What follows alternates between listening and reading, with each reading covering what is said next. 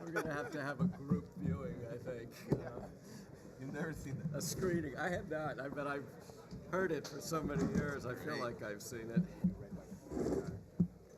Do people, like younger generation, also know it? Well, you're not as old as I am. Sí, gracias. I have an old soul.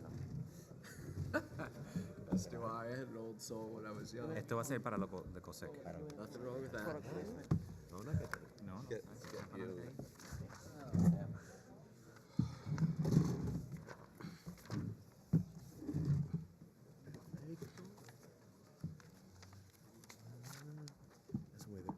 ¿Qué puedes poner aquí? Después de simplemente Were there executive director? Were there any member would like to propose a resolution? I don't think so, but I thought they were supposed to be today.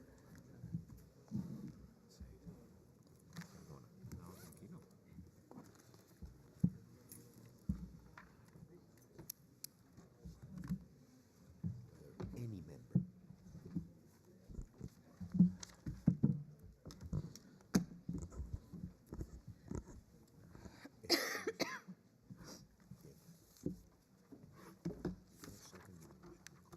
Okay, thank you.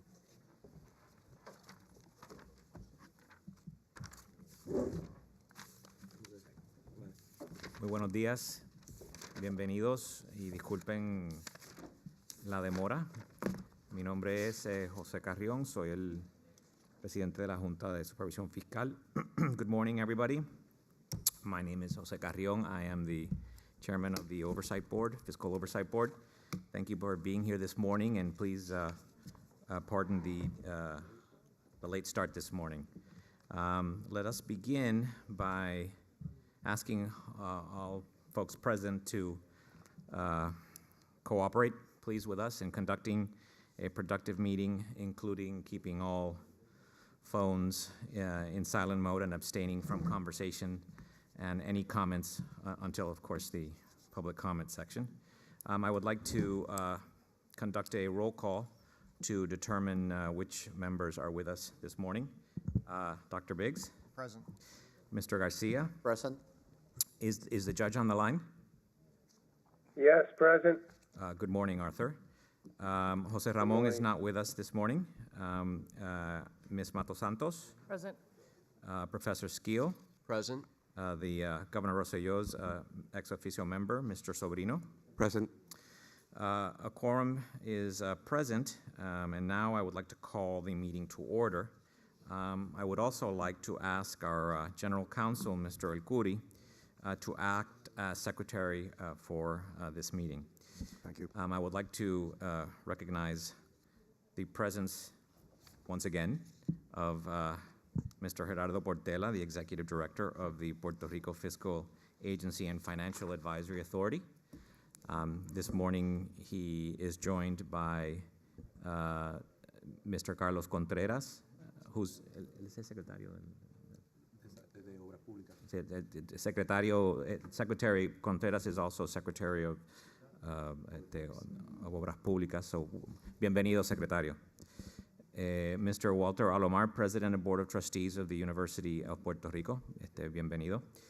Y Mr. Pedro Roldán, Interim Executive Director of the Public Corporation for the Supervision and Deposit of Insurance of Puerto Rico Cooperatives, otherwise known in Spanish acronym as COSEC. Thank you all for being here, and thank you everyone else who is with us at this 12th meeting of the board. And welcome also to everyone who may be watching the live stream of the meeting via the board's website. Once again, that's www.oversightboard.pr.gov. I am pleased to say that the audio of this meeting via the webcast is available in English and simultaneous Spanish translation. If you log into the English website, the audio will be in English, and if you log in to the Spanish website, you will hear the simultaneous translation. Today, the following topics will be before us. The first, general administrative matters, followed by a summary of the fiscal plan review process that we will see today. followed by the presentation of the proposed fiscal plan for the Puerto Rico Highways and Transportation Authority, a board discussion on said proposed fiscal plan for HTA, then public comment of the plan, then presentation of the proposed fiscal plan for the GDB, the Government Development Bank for Puerto Rico, followed by board discussion of the proposed fiscal plan for GDB, followed by public comment. Then we will deal with the presentation of the proposed fiscal plan for the University of Puerto Rico, followed by board discussion of said plan, and then public discussion. Then we will have a presentation of the proposed fiscal plan for the Public Corporation for the Supervision and Deposit Insurance of Puerto Rico Cooperativas, COSEC. Then we will have board discussion of the proposed fiscal plan and public comment. Then we will certify the fiscal plan for HTA, we will certify the fiscal plan for GDB, and we will then certify the fiscal plan for the University of Puerto Rico. Let us then move on to take up the agenda of today's work. Now I would like to recognize Mr. Andrew Biggs, who will be presenting a motion. I would like to make the following motion. Resolution, between the adjournment of this meeting and the opening of the board's next public meeting, the board may consider in executive session any and all matters it is authorized to consider under PROMESA, including first, any certification determinations authorized PROMESA, including certification determinations under Section 206 of PROMESA. Second, any submissions or authorizations authorized per PROMESA. And third, any filings authorized under Title III of PROMESA in each case that are set forth as part of the vote to convene such executive session. The board may also act by unanimous written consent between meetings in accordance with the bylaws, with such consent to include consent by email. Mr. Chairman, I'd like to second that motion. Thank you, Professor. I would like a voice vote, please. Those in favor, please say yes. Yes. Yes. Yes. Thank you, Arthur. All members having voted in favor of the motion, the resolution is approved and has passed unanimously. Now, let us move on to the summary of the fiscal plan review process. I would like to welcome once again our Executive Director, Ms. Charesco, who will walk us through the process by which the board reviewed the fiscal plans being considered for certification at this public meeting. Thank you, Mr. Chairman. Before the devastation caused by Hurricanes Irma and Maria, the Oversight Board had approved fiscal plans for HTA, COSEC, and GDB. It had not, however, finalized the fiscal plan for the University of Puerto Rico. On October 31st, 2017, during our 10th public board meeting, the Oversight Board formally requested that the governor submit a revised fiscal plan for the Commonwealth, as well as for its various instrumentalities. We subsequently postponed the deadline for certing the fiscal plans in an effort to increase our alignment with the government and the instrumentalities on fundamental issues contained in the fiscal plan. Since then, the process of developing the various fiscal plans has been very collaborative, always having in mind the best interests of the people of Puerto Rico. As part of the process, we met several times with the instrumentalities management teams and their respective advisors, which allowed us to better understand different perspectives and assumptions. Like we did with the new Commonwealth, PREPA, and PRASA fiscal plans, the Oversight Board also received a diverse range of perspectives from a variety of experts comprising academics, former and current public officials, representatives of the private sector, and social sectors. We met with numerous stakeholders on multiple occasions to discuss the assumptions underlying the fiscal plans, and today we look forward to the presentation of the fiscal plans. Thank you, Mr. Chairman. Thank you. Now let's move on to the presentation of the proposed fiscal plan for the Puerto Rico Highways and Transportation Authority. I would like to welcome Secretary Contreras, who is also the Executive Director of the Puerto Rico Highway and Transportation Authority. He will present the proposed fiscal plan for HTA. After Secretary Contreras' presentation, the board will proceed to ask questions about the plan.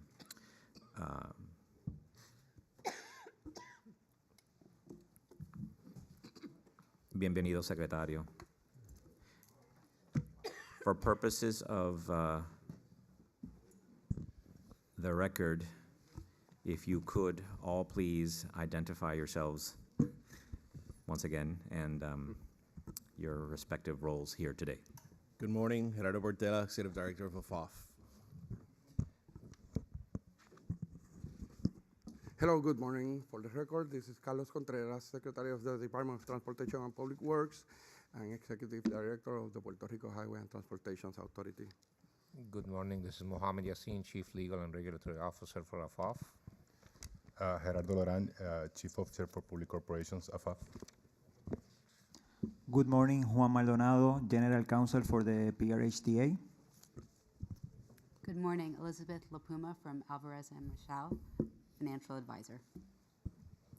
Thank you. Good morning. Good morning. Begin whenever you're ready, please. Sure. So, on behalf of the Governor of Puerto Rico, the Puerto Rico Fiscal Agency and Financial Authority, and the Puerto Rico Highways Transportation Authority, we have submitted a new fiscal plan for HTA that provides a clear path to a sustainable fiscal future. A lean, efficient, and proactive HTA is essential to Puerto Rico's economic growth. The authority has demonstrated its importance over the past several months, leading many of the critical projects to rebuild the island's transportation infrastructure in the aftermath of Hurricanes Irma and Maria. HTA will continue to spearhead the implementation of an ambitious infrastructure agenda that features unprecedented investments at the federal and local level. HTA developed its fiscal plan in collaboration with the FOMB, the FOMB, and various federal agencies that fund the authority's major programs, including the Federal Highway Administration and the Federal Transit Administration. The fiscal plan submitted to the board is a comprehensive document that provides a blueprint to transform HTA. HTA has already implemented many of the reforms called in its original fiscal plan certified last year, including a voluntary transition program, sales of excess assets, and targeted cuts to the authority's operating expenses. The fiscal plan presented today goes further still by calling for additional right-sizing measures and in certain contracts to be renegotiated to reduce operating costs and emphasizing critical infrastructure projects.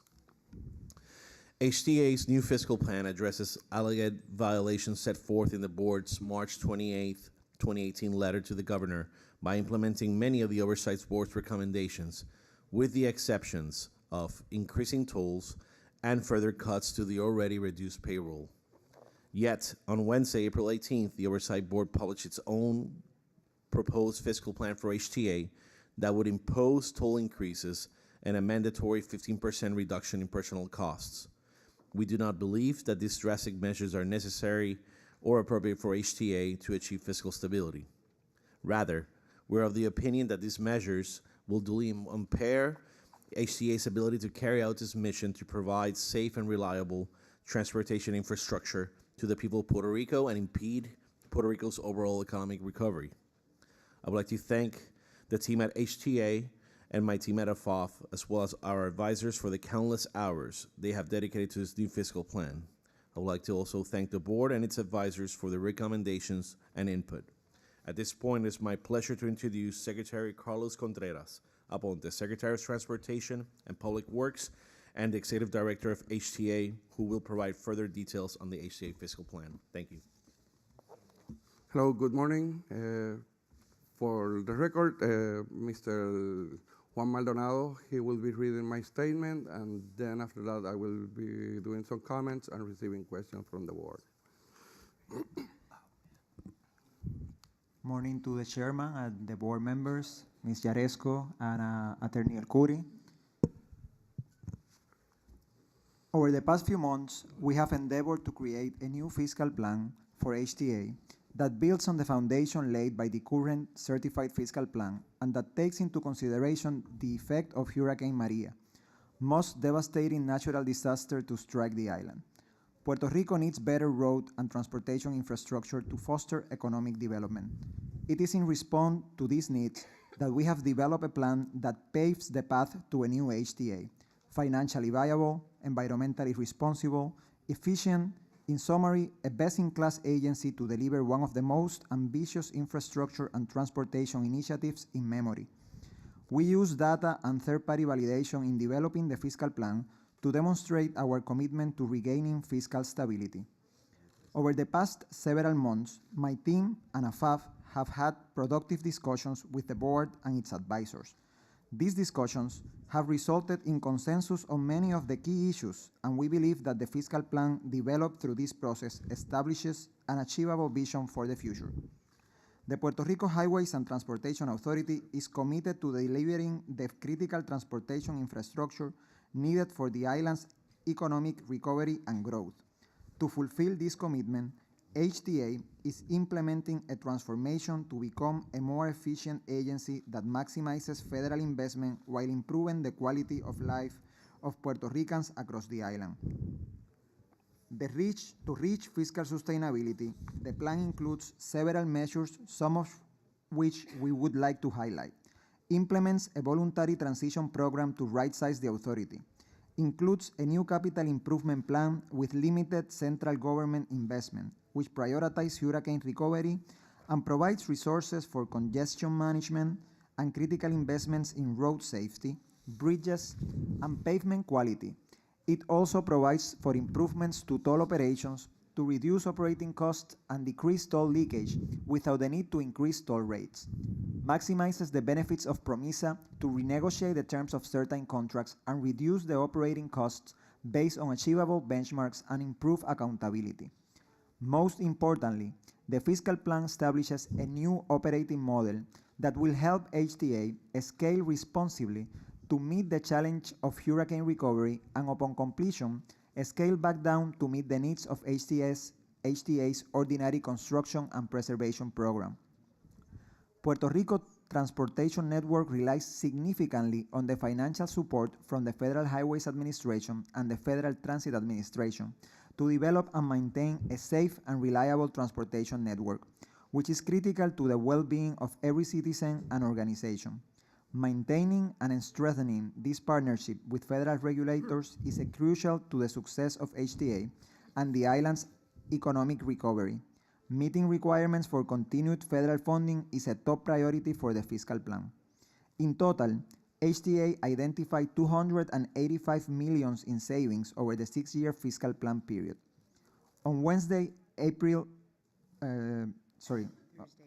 Thursday, April 19, the board published its own HTA fiscal plan, including many of the initiatives we proposed, but recommending other measures which we have consistently opposed. These are an increase in toll fare and the imposition of the 15% net payroll reduction.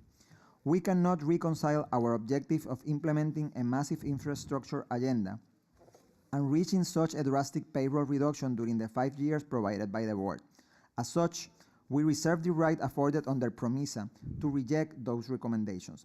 As we have consistently stated, we will decline to implement those previously identified and any other measures that would have a negative effect on the already dire financial situation the people of Puerto Rico face. Finally, after Hurricanes Katrina and Rita made landfall in Louisiana, the state's highway construction costs rose considerably. We have advised the board that we project a similar increase as a result of Hurricane Maria, which has not been accounted for in the fiscal plan. As a result, the fiscal plan will likely need to be adjusted down the road to account for increased construction costs. I extend my gratitude to the Governor of Puerto Rico for his leadership and commitment to overcoming the post-hurricane challenges and the fiscal crisis under which he took office. I would also like to thank the United States Congress for affording Puerto Rico the tools and funds necessary to address these challenges, funds that are already being put to use on our streets, paving the way to a brighter future. Mr. Chairman, on behalf of the government of Puerto Rico, I hereby submit for certification the new fiscal plan of the Puerto Rico Highways and Transportation Authority in accordance with the requirements established by PROMISA and the guidelines provided by this board. Thank you. Proceed, Mr. Secretary, if you. Yes, I want to emphasize that we are not opposing to the issues mentioned in the statement just in a vacuum. I'm the Secretary of the Department of Transportation and the Executive Director of the Puerto Rico Highway and Transportation Authority since January the 2nd of 2017, but this is not my only experience with the Highway and Transportation Authority. My whole professional career have been around the HTA. I have a bachelor and master degree in civil engineering, a specialty in transportation. Since I graduated, I have worked in from different sides with the Highway Transportation Authority, sometimes as a consultant, sometimes in the private sector, and also inside the agency in career positions. In the 90s, I was the chief of the traffic engineering office. In 2009, I became the deputy executive director for the traffic operation and toll roads, and now I'm the secretary and the head of the Highway and Transportation Authority. I know the agency from the inside and from the outside. I have the experience with it. I know what have been done wrong in the past, what have been done correctly, and we are working not just because we have the board here in Puerto Rico to improve the services that the agency provides, but we have to disagree. First, in raising the tolls, I know that's something that will produce more money, but also that will put more further burden to the citizens of Puerto Rico. I really believe that some amount of the increase in revenue will end up in the Central Florida Expressway Authority pockets. People will continue to move out of Puerto Rico, and we cannot afford that. We need all the Puerto Ricans here working together. For the part of the opposition to the net 15% savings in payroll, we don't like the idea of having our hands tied with a fixed amount, because most of what we are proposing for improving the road network in Puerto Rico and now repairing the roads after Maria and Irma is with federal funding. There are federal funding available from from FHWA, FTA, FEMA, CDBG, other funds. But for now, for using that money, we also need to be able to afford operating costs in the agency. Trying to save some money in payroll will put in risk the projects that we need to do with federal funding, and we can lose those funds. So basically, that's the reason for our position. Thank you, Mr. Secretary. Would any members of the board like to ask a question of the Secretary or his team?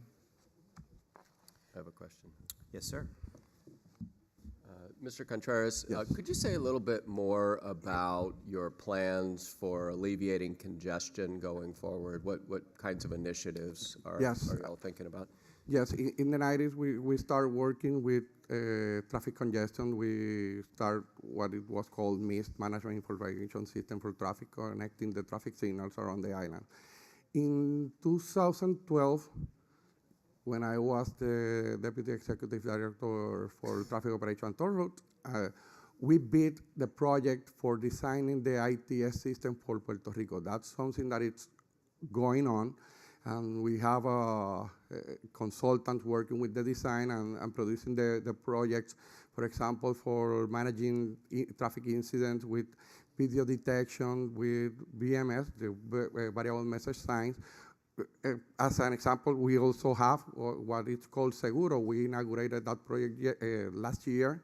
That is some vehicles patrolling the main expressways coming to San Juan, just to make sure that whenever an incident or an accident occurs in the roads, that it could be cleared as soon as possible. That reduces congestion. We have the project also in 2012 of the dynamic toll lane in PR 22 coming from Toa Baja to Bayamón. That is a congestion management project. We are working, and we bid last week one of a project of that kind to be built on PR 52, PR 18, coming from Caguas to San Juan. Right now, the hurricane affected our communication system for the intersections, but we are still working with it. We are building right now a congestion management center in what is was called in the Centro de Conteo, the old building that we have in Caguas Norte Toll Plaza, that was used to count the money when we were using cash for paying toll. That building is no longer in use. Right now, they are contractors repairing or refurbishing that building to become the Center for Congestion Management, for traffic monitoring and congestion management. So we have the project, we have federal funds available for that, and we are working with them. Thank you. Yes. Go ahead. First question, when you talk about anticipation of increased construction costs based on experience elsewhere, can you speak a little bit more about what may be applicable or not applicable to Puerto Rico and what order of magnitude are you thinking about? Well, in Katrina, the information that we gather is that there were increasing construction costs that varies between 20 and 25%. We are already seeing similar numbers to that. For example, we beat, I think last week or 2 weeks ago, one project that the lower bidder was 22% over our estimate. And we are seeing problems with the contractors. We have many projects, not enough contractors available in Puerto Rico, so that will put us in a condition that all the prices will rise. Construction materials availability, it's also a problem. For example, people complain about traffic signals, how slow has been the process of repairing them. The truth is that contractor has not been able to get the equipment in time in Puerto Rico. So there are problems associated with the emergency, with the big amount of projects that will be occurring in Puerto Rico, not just in the transportation infrastructure, but in housing, in schools, in all the areas. And we only have the same amount of contractors that we did before we have the hurricane, so that will be a problem. Thank you. And can you speak a bit more about the components in the plan related to Tren Urbano and opportunities for cost savings there? Well, Tren Urbano, we're working with the concessions in the stations. There are some real estate available, some spaces for commercial opportunities that still haven't been filled up. We are increasing also getting the advertisement in the train. And to be honest, we can increase ridership to the train, that it's the purpose of the train, but that will also need investment. We need to improve the feeders going to the train. That it's something that was missing. It was designed to have a complete system of feeders with buses after the train started, but for some reason, when the train started operation in 2005, the feeders were not implemented. Then help me understand why keeping up with inflation is a workable plan for PR22, but it's unacceptable when applied to a different highway? Well, for example, you are proposing a very steep increase in the first years to the toll rates.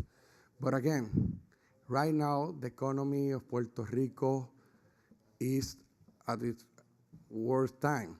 We cannot continue putting all the pressure on the citizens. We presented a plan for the HTA, which didn't include any toll increase, but still it will get to positive numbers in 5 or 6 years. So we don't deem it as necessary to force that also into the citizens of Puerto Rico.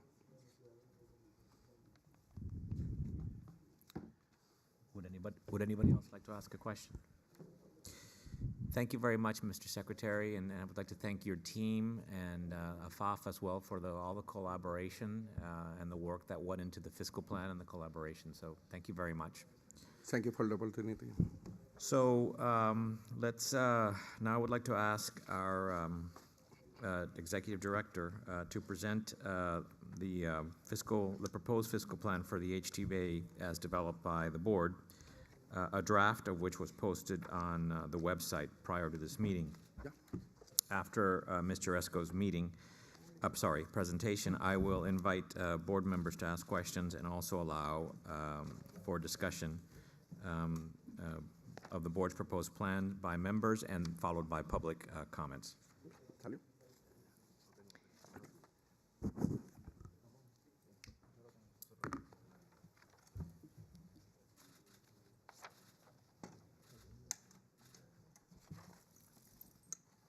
Thank you, Secretary Contreras.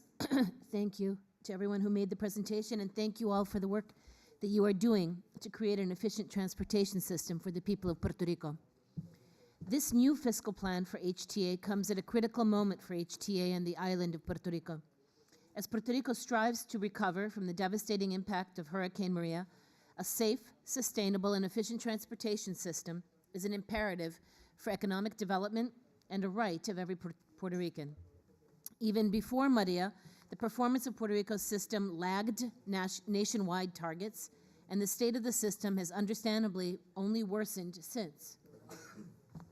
The new fiscal plan for HTA provides a roadmap for transforming not only the authority, but also infrastructure across Puerto Rico to catalyze economic growth. HTA must fundamentally transform to achieve the targets included in this plan, including maintaining the system in a state of good repair to meet federal funding requirements, reducing traffic in key metropolitan areas such as San Juan, improving project procurement and delivery to achieve the planned increase in construction, increasing customer welfare through improved safety, better connectivity, and reliable options for mobility. Over the past 4 months, we have worked closely with Secretary Contreras, with HTA, and its advisors to develop and revise the new fiscal plan for HTA. We recognize the very hard work that has gone into the creation of this new fiscal plan, and we have developed a great common understanding of the path forward. There are significant areas of alignment reflected in this plan.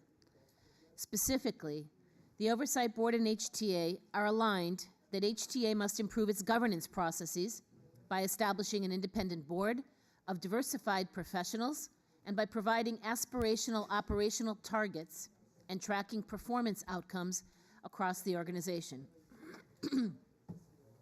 The Oversight Board and the government are aligned that HTA should pursue greater revenue opportunities, such as the optimization of toll systems, increasing its share of discretionary federal funds, and ancillary revenue opportunities.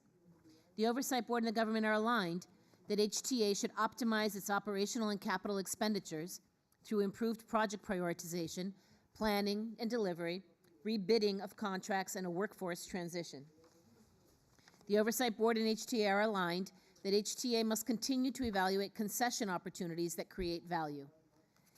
The Oversight Board and HTA are aligned around the commitment to reducing traffic, which in turn will help drive economic growth, save lives, and reduce pollution.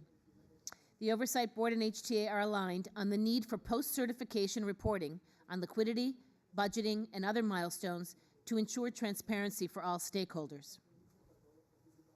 We welcome the commitment of HTA specifically to the reduction of personnel costs and the reduction of full-time employment positions. However, the new fiscal plan contains a few key differences from the last fiscal plan submitted by HTA, which the Oversight Board believes are required to achieve the transformation of HTA in line with the rest of the Commonwealth. And these differences include, first, raising tolls on existing toll roads, excluding PR 66. And second, ensuring personnel cost reduction savings of 15% over 6 years, rather than the 3%, which was in the latest HTA submission.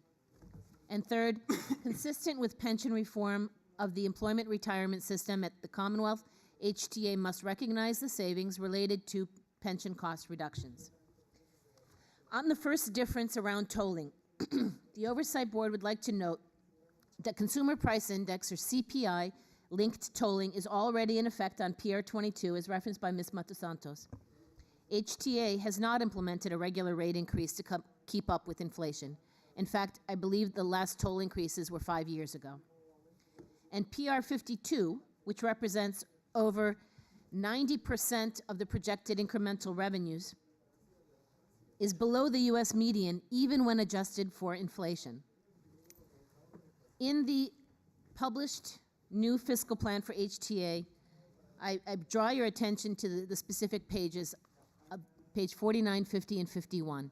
On page 51, looking at PR 52, again, which is below the median income adjusted toll per mile, and represents 90% or more than 90% of the incremental revenues, the average annual increase is about 5 cents at each toll plaza over the next 5 years. With regard to the personnel cost reduction targets, 15% is consistent with the targets enforced for the rest of the Commonwealth. While HTA's proposal for workforce transition represents a commendable change, I underline again, for the organization from an in-house developer to a contract manager, it is important that the change results in the fiscal impact of 15%, as in the Commonwealth, during the life of the new fiscal plan.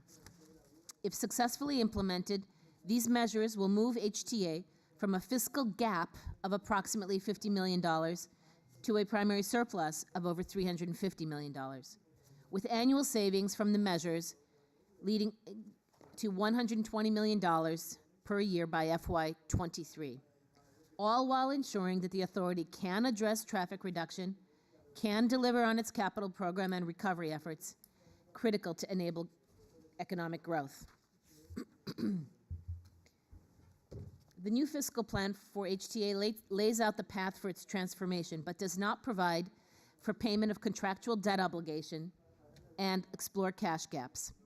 The success of the new fiscal plan is dependent on a diverse set of stakeholders coming together in parallel to ensure timely implementation of the measures in the fiscal plan and to develop a viable plan of adjustment in HTA's Title III case. All stakeholders, including the Commonwealth government, the federal government, labor, creditors, contractors, and the Oversight Board, are united in their commitment to building a safe and efficient transportation sector for Puerto Rico. Collaboration will continue to be essential as we move into implementation, and we look forward to working closely with you to better serve the people of Puerto Rico. Thank you. Thank you for your presentation. I would like to ask now if any board members have any questions of Mr. Esco's and the board's proposed fiscal plan for HTA.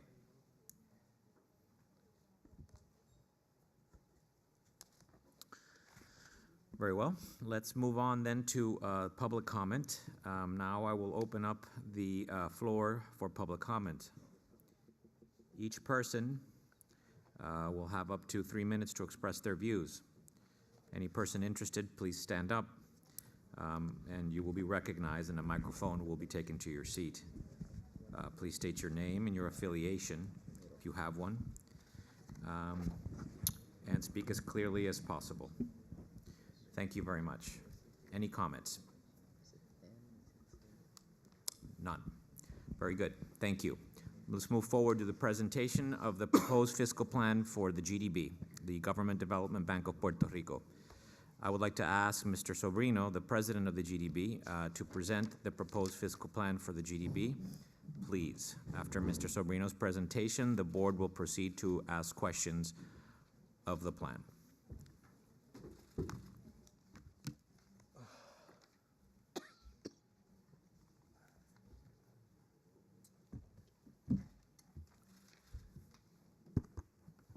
Been a while since I'm this side.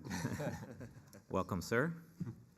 If you could please identify, I suppose, just the gentleman to your to your right. To my right is Jose Santiago. He is the Chief Restructuring Officer at GDB. He started as our CFO, and once we had a RSA in place, we added some responsibilities to his title. Welcome. Welcome all. Thank you. begin whenever you're ready, please. Sure. So, on behalf, well, I'm Mr. Roberto Portel, Executive Director of FOMB. To my right, Mohamed Yassin, Chief Legal Officer at FOMB. On behalf of the Government of Puerto Rico, the Puerto Rico Fiscal Agency and Financial Advisory Authority, and the Government Development Bank for Puerto Rico, we appreciate the opportunity to address the Oversight Board regarding the fiscal plan for the GDB that is being considered for certification today. For ease of reference, I will refer to the GDB fiscal plan submitted by the GDB as the GDB Revised Fiscal Plan. In May 2017, GDB signed a Restructuring Support Agreement, or RSA, with the majority of their financial creditors. The RSA contemplates an efficient wind-down of GDB's operations and a comprehensive financial restructuring of GDB's liabilities through a qualifying modification implemented pursuant to Title VI of PROMESA. On August 24, 2017, the governor signed into law the Government Development Bank for Puerto Rico Debt Restructuring Act, which provides a legal framework for the restructuring of GDB pursuant to the Restructuring Support Agreement. Since Hurricanes Irma and Maria hit Puerto Rico in September 2017, the government of Puerto Rico, FOMB, GDB, and GDB's financial creditors have worked collaboratively to find ways to provide relief to Puerto Rico's municipalities as they recover from the damage and devastation caused to Puerto Rico and its municipalities in the wake of the storms. As a result of those efforts, the parties to the RSA recently amended the agreement to simplify the restructuring transaction while simultaneously providing additional relief to municipalities. The GDB Revised Fiscal Plan reflects these changes. For example, both the GDB Revised Fiscal Plan and the amended RSA authorize each municipality to apply the full amount of deposits held at GDB against the balance of any owed by such municipalities to GDB. Additionally, to provide municipalities with immediate liquidity, each municipality will now have the opportunity to receive immediate payment of 55% of such municipalities' undisbursed certified excess CAE held at GDB. In addition, the GDB Revised Fiscal Plan and the amended RSA project a steady and significant decline in GDB operating expenses over the next several years, which shall be ultimately reduced to expenses required to complete the wind-down of GDB operations and comply with Title VI. The transaction contemplated by the GDB Revised Fiscal Plan and the amended RSA is the result of extensive good faith negotiations and underscores this administration's commitment to reaching consensual agreement with creditors. I would like to thank Sobrino and the rest of the GDB team and my team at FOMB, as well as our advisors and attorneys for their hard work on the GDB Revised Fiscal Plan. Now it's my pleasure to introduce the President of GDB, Licenciado Cristian Sobrino, who will provide further details on the GDB Revised Fiscal Plan. Thank you. Thank you, members of the board. Our GDB fiscal plan, abajo. Este de aquí. El verde. Doesn't work really ¿Hay well. otro? ¿Alguien puede ayudar con el pistoque? El cosi cosi. Hay otro ahí.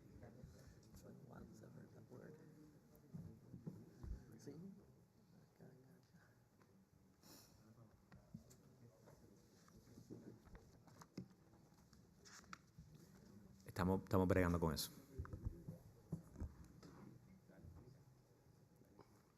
I'll just start. The GDB Revised Fiscal Plan incorporates the terms of the amended Restructuring Support Agreement and the legislative framework that is established pursuant to GDB Restructuring Act of number 109 of 2017. The Restructuring Act is set to be amended in the upcoming weeks. The administration has already presented Senate Bill 908, which incorporates the terms of the revised RSA and makes possible the transaction as negotiated. The plan reflects the mechanisms by which GDB's assets and corresponding projected cash flows will be assigned and or transferred to two separate entities, the GDB Recovery Authority and the Public Entity Trust. While GDB continues to exist as a legal entity to resolve and or manage outstanding legal and non-legal servicing matters of certain public entity loans. Since early 2017, and as contemplated in GDB's previously certified fiscal plan, our management team has worked towards an orderly wind down of GDB's assets operations in order to mitigate the impact to its stakeholders. There we go.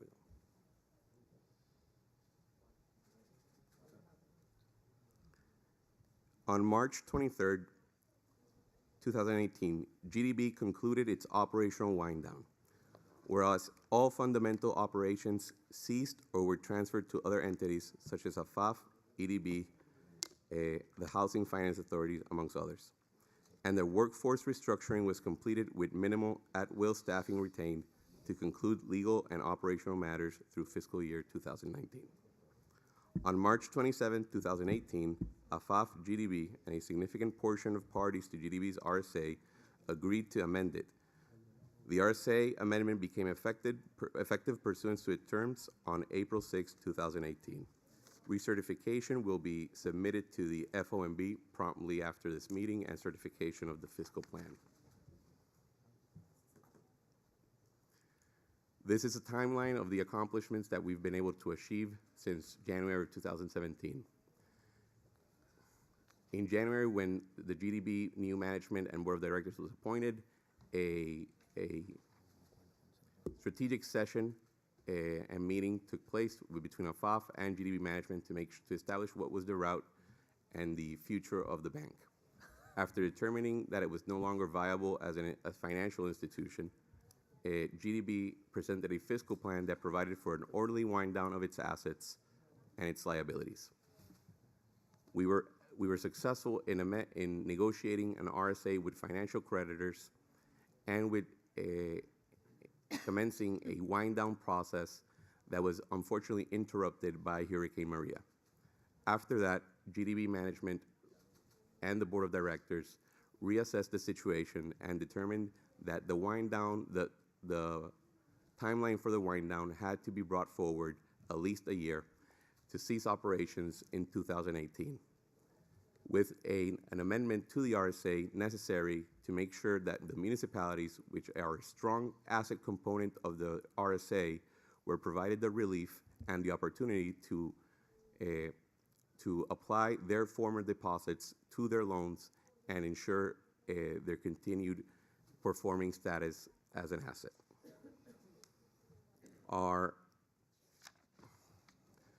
The major changes to the fiscal plan and the RSA are summarized in this table.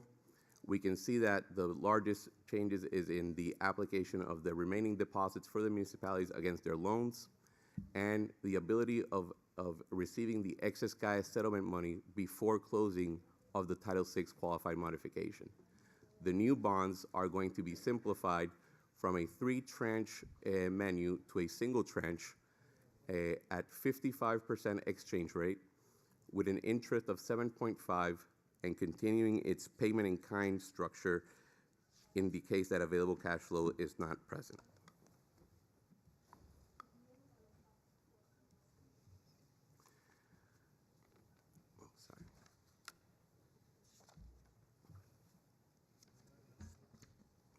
There we go.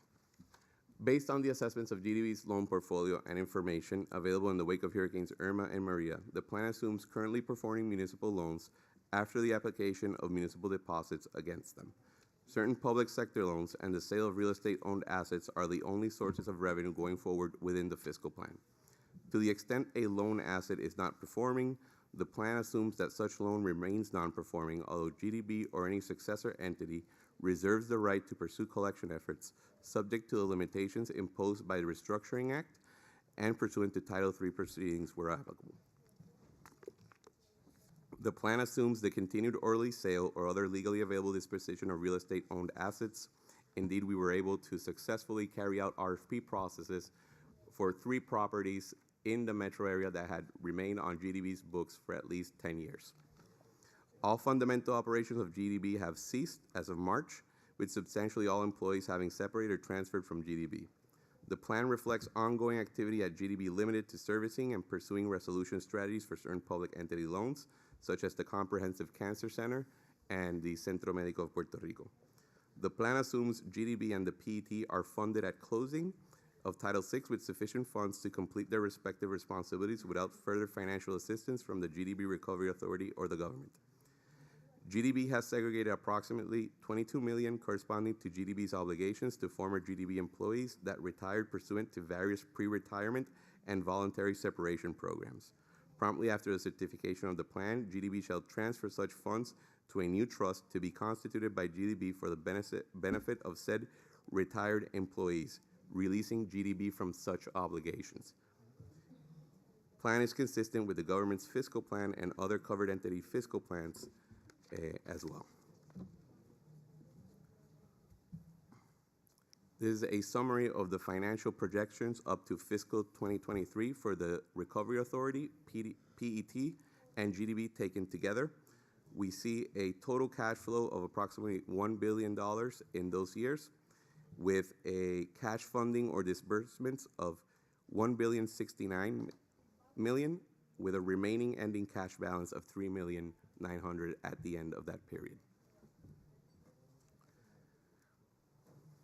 So with that presentation, we formally submit our revised fiscal plan and are ready to answer any questions from the Oversight Board. Thank you, Mr. Sobrino. Before I ask other members, I'd like to ask you a question, since this is a consensual agreement. I was wondering if you could, in your opinion, is there anything that we could learn from what you've accomplished with regards to the agreement? Anything there that it's transferable to other situations, other comparable situations? Just general thoughts in that regard. I think that there are a series of entities that have a public debt issued currently that are not being attended to attention is not being provided to them because everybody's focusing on the larger restructuring of the central government, COFINA, et cetera.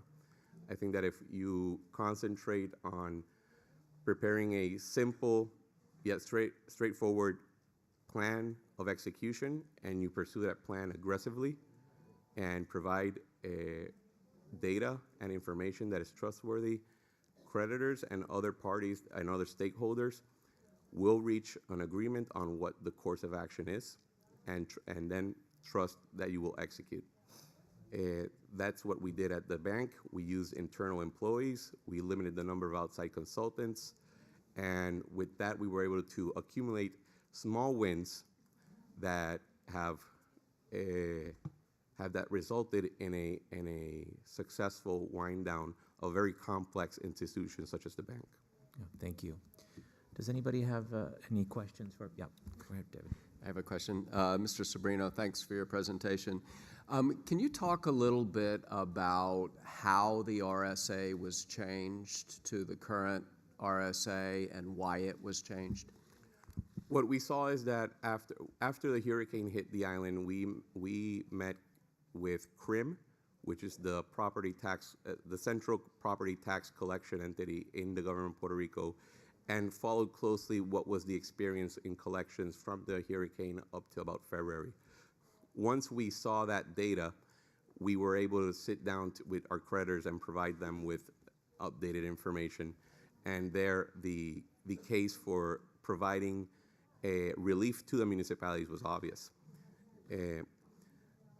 Again, having shared fundamentals on the numbers and the economics of a deal is critical, because once you can update that information consistently, and you're in a liquidation scenario as GDB, you are able to get to an agreement in a very straightforward way. And my understanding is that the payout or the restructuring originally was going to have 3 different instruments, and now it has 1 instrument. Correct. Why is that? It simplifies the transaction. There are many elements that you include in a transaction at the beginning. When you are actually working through the diligence process and the execution phase, you see that those instruments that you included in the beginning might actually make it more difficult to close. We found that with the multiple tranche setup. Also, the tranche B and C were designed for certain constituencies that then indicated they actually preferred 1 instrument. So we were able to accommodate all needs there. Thank you. Question, can you talk about the kind of employee side of the wind down and how that proceeded? And I'm interested in understanding more about it and seeing how it aligns with the government's thinking on implementation of right-sizing measures. What we did at GDB, we looked at what was done in the past. We looked at what happened with Act 7. We looked at the early retirement programs that were used in recent years. And we found that early retirement programs aren't effective because they actually, in certain cases, just extend the liability. They don't actually have a savings. Mass workforce reduction instantaneously would actually have us lose that human capital. So we took a version of the voluntary transition program that was tried in 2009. We tweaked it to make it to provide employees essentially a year of health coverage and a severance payment based on how long they were working at the bank. With that, we were able to offer that transition program in case they didn't want to work any longer in the government. We also pursued opportunities within other agencies like Hacienda, OMB, AFAF, to take the human capital at GDB and transfer it there. And in certain cases, we also had job fairs for private sector opportunities, for example, in the local banking sector and insurance sector as well. Taken together, we were able to have a payroll of about 200 employees at the beginning of 2017, and right now we're 6. Those employees that by the end of March, when we had announced that GDB was going to close, had decided to not opt into any of those programs, we were required to let go. Since then, we have continued seeking opportunities for them, and we have been able to get jobs for about half. Thank you. Very good. Thank you. Any additional questions? Thank you very much, Mr. Sobrino, and thank you. Thank your team. And let's move on to board discussion of the proposed fiscal plan for the GDB. Now I would like to ask our Executive Director, Mr. Esco, to present the proposed fiscal plan as developed by the government, a draft of which was posted on the board's website prior to this meeting. After Mr. Esco's presentation, I will invite board members to ask questions and allow discussion for public comments. Mr. Esco. Thank you, Mr. Chairman. I'd like to start by commending Mr. Sobrino and his team for the work done to prepare this fiscal plan and for achieving a consensual debt negotiation under Title VI of PROMESA. The GDB fiscal plan implements the recently amended terms of the GDB Restructuring Support Agreement, or the amended GDB RSA. As described, a majority of each of GDB's main creditor groups signed the amended GDB RSA in early April 2018. This creditor support includes the holders of more than a majority of the GDB bonds held by the cooperativas. Over 40 cooperativas hold GDB bonds. More than a majority of the GDB bonds held by other on-island bondholders, including those represented by the Bonistas del Patio, and more than a majority of all other GDB bondholders not mentioned in categories 1 or 2. The amended GDB RSA is an improvement over the prior one in several ways, as Mr. Sobrino described. The transaction structure has been simplified. All GDB participating bond claims, as defined in the RSA, will rank equally and will exchange their claims for only one tranche of new cash flow bonds at a 55% exchange ratio. This single new bond structure also treats all creditors equally and thereby eliminates any concern that creditors who failed to cast a Title VI vote and creditors who elected the previously offered third bond option might not recover as much as other creditors under the prior RSA. The amended GDB RSA also is better for Puerto Rico's municipalities. It provides municipalities full loan offset rights against their GDB deposit claims for all categories of loans, not just some loan categories as under the prior RSA. The amended GDB RSA also offers an immediate cash flow benefit to municipalities facing liquidity challenges post-Hurricane Maria by allowing them to receive 55% of their undisbursed excess CAE, the property tax revenues, held at GDB prior to consummation of the GDB Title VI qualifying modification in exchange for releases of their claims against GDB. The original RSA did not make those disbursements until the closing date of the qualifying modification. I propose that on this basis, the Oversight Board approves the GDB fiscal plan as submitted. Thank you, Mr. Esco. Do any board members have any additional questions? Actually, I have a quick question. Mr. Esco, you said that a majority of bondholders have approved.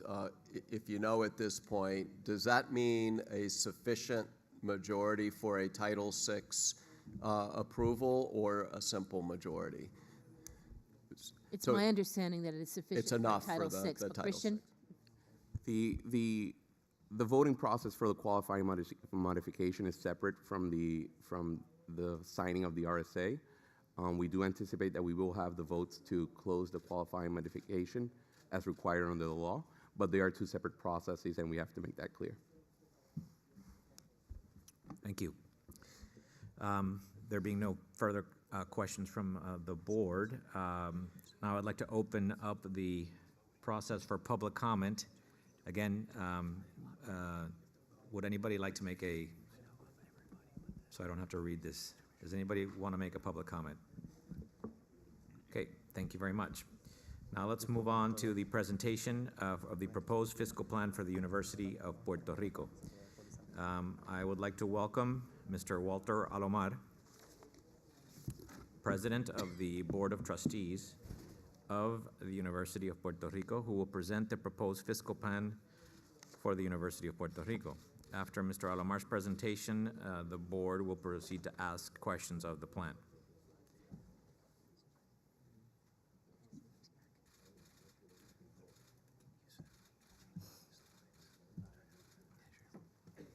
Thank you for coming and welcome. Thanks. If you could please, identify yourselves for purposes of the record, we would be grateful. And begin whenever you'd like. Okay. Walter Alomar, President of the Governing Board of the University of Puerto Rico. Bienvenido. Gracias. Alejandro Camporreale, ex officio member of the University of Puerto Rico Board of Trustees and COO of AFAF. Gerardo Bertel, Executive Director of AFAF. Mohammed Yassin, Chief Legal Officer of FOMB. Gabriela Castiel, Associate and Project Manager for the UPR project in AFAF. Bienvenidos. Welcome. Begin whenever you're ready, please. So thank you all. Good morning, Mr. Chairman, members of the Financial Oversight Board. Today we will be presenting a fiscal plan for the University of Puerto Rico. The UPR is the main public higher education system in Puerto Rico and has been ranked among the top 20 universities in Latin America. It confers the largest numbers of post-secondary degrees on the island. Hence, it is considered as a provider of an instrumental service to Puerto Rico as it contributes to its economic growth. Despite the $200 million reduction in government appropriations for the current fiscal year, the UPR is committed to fiscal responsibility and achieving financial stability. The revised fiscal plan, as approved by its governing board, includes specific revenue and expense control measures that aim to efficiently transform its administration and academic offering. Its goal is to transition from a subsidized to a self-sustainable operation within the 5-year period. It reflects population and macroeconomic projections included in the proposed Commonwealth fiscal plan. Revenue measures include staggered tuition increase for undergraduate and graduate programs, and the creation of a scholarship fund designed to mitigate the financial burden on the most vulnerable student population. Other revenue enhancement initiatives include an increase in federal grant procurement, adjustment to dues and charges, fundraising efforts, and campaign to increase foreign student enrollment. On the other hand, expense control measures include centralized procurement efforts, reductions in marginal benefits, campus consolidations, and a leaner, more effective administrative structure. I would like to thank the UPR team and my team at FOF, as well as our advisors and attorneys who have worked long hours on the revised fiscal plan. I would also like to thank the Oversight Board and its advisors for their continued recommendations and input. It is my pleasure to introduce the President of the UPR Governing Board, Mr. Walter Alomar, who will provide further details on the fiscal plan. Thank you. Thank you. Good morning, Mr. Chairman and members of the Financial Oversight and Management Board for Puerto Rico. On behalf of the University of Puerto Rico, I thank you for the opportunity today to present the revised fiscal plan for the university. As you all know, the University of Puerto Rico faces a major challenge in continuing to provide high quality and accessible higher education while working to achieve financial stability. It has already faced an approximate $200 million budget reduction in the current fiscal year and has worked towards the implementation of measures to accommodate this new reality. The government's submitted fiscal plan included additional reductions of $809 million for the period ending fiscal year 2023. The UPR has presented the Oversight Board a plan that aims to transform from a highly government-dependent institution to a self-sustainable operation. And although the proposed measures provide significant expense controls and institutional reforms, macroeconomic factors such as population decline and negative GNP growth could hinder the UPR's ability to develop significant revenue-producing activities. That being said, the UPR has identified almost $800 million in measures for the period ending year 2023. We assert that the projections in central government appropriations to university are aligned with the government's submitted fiscal plan. Nevertheless, the recently certified Commonwealth Fiscal Plan includes additional reductions that were not contemplated in our baseline projections. We encourage this board to not reduce any more appropriations for the UPR. I will briefly summarize the revenue and expense control measures and illustrate the major difference between our proposals and the Oversight Board's publication. Salary tuition increase. The UPR plan provides an increase in undergraduate and graduate tuition. After much consideration, the UPR's governing board approved a maximum tuition increase of $140 per credit by FY23, and firmly believes that any additional increase per credit will be harmful to the public higher education system in Puerto Rico, especially considering the suggested changes to a scholarship fund.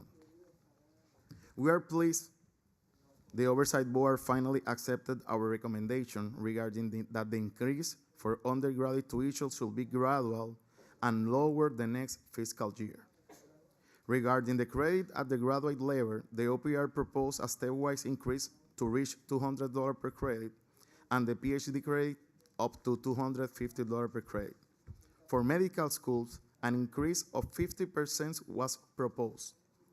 The Oversight Board will increase enrollment considerably for the first year. We do not agree with that position. We suggest and recommend the same gradually increase for the graduate tuition as same as the undergraduate tuition. Scholarship fund. In order to mitigate the impact of the tuition increase in the most vulnerable population, the UPA proposed to create a scholarship fund of $39 million that will be distributed according to expected family contribution. This deviates greatly from the board's proposed plan that reduced such fund to only $9 million and pretends to allocate the biggest part to the higher contributing students. When comparing the UPR submitted fiscal plan with the Oversight Board, the burden for the student population is dramatic. The additional burden of the Oversight Board's increase in tuition and reduction in scholarship fund is $74 million in fiscal year 2023, or an average additional increase of $652 per credit. It is imperative to increase the scholarship fund to help more students with financial need. We propose a $39 million, but at least this board should examine the scholarship fund to increase it to at least to $20 to $25 million instead of $9. Also, the Oversight Board exceeds its authority when establishing guidelines so how to distribute these scholarship funds. This is a matter of institutional policy that must be evaluated and established by the university community. Tuition exemptions. Our plan is to reduce the number of students receiving exemptions by 40%. Similarly, to reduce its benefits by 67%. However, our plan maintains benefits for athletes, honor students, and other talented students. The Oversight Board practically eliminates all exemptions. We totally disagree. This shows unfamiliarity about the university's role in our society, particularly its cultural and academic role. These activities promote the university's prestige, amongst others. We must emphasize that all universities offer some type of exemptions. Eliminating them will affect the competitiveness and prestige of this institution. Linear administrative structure. The UPR proposal for a linear administrative structure considers campus consolidations and a comprehensive academic transformation. The UPR is committed to a conglomerate structure that will optimize back office services and reduce position on campuses that are being consolidated. However, this board again exceeds its power when including in its plan the specific model of consolidation. While we accept your recommendation, we emphasize that this decision is an institutional determination that depends on many academic factors and requirements. The experts on academic matters is the UPR, not this board. In addition, it should be clear that the consolidations will be carried out in the year 2020. The process must be evaluated, planned, and informed in advance to the accrediting agencies, including the Middle States Commission on Higher Education. Estimated attrition in personnel has been projected as a result of this linear administrative structure and is focused primarily on non-faculty and transitionary personnel. Although we agree on a linear structure, we don't agree with the elimination of Christmas bonus or implemented the labor reform as proposed by the fiscal board. Pensions. As we have previously stated, the UPR is aware of the difficult and imperative actions needed in order to transform our pension system. Revised actuarial analysis that contemplate different structural changes to the system have been conducted.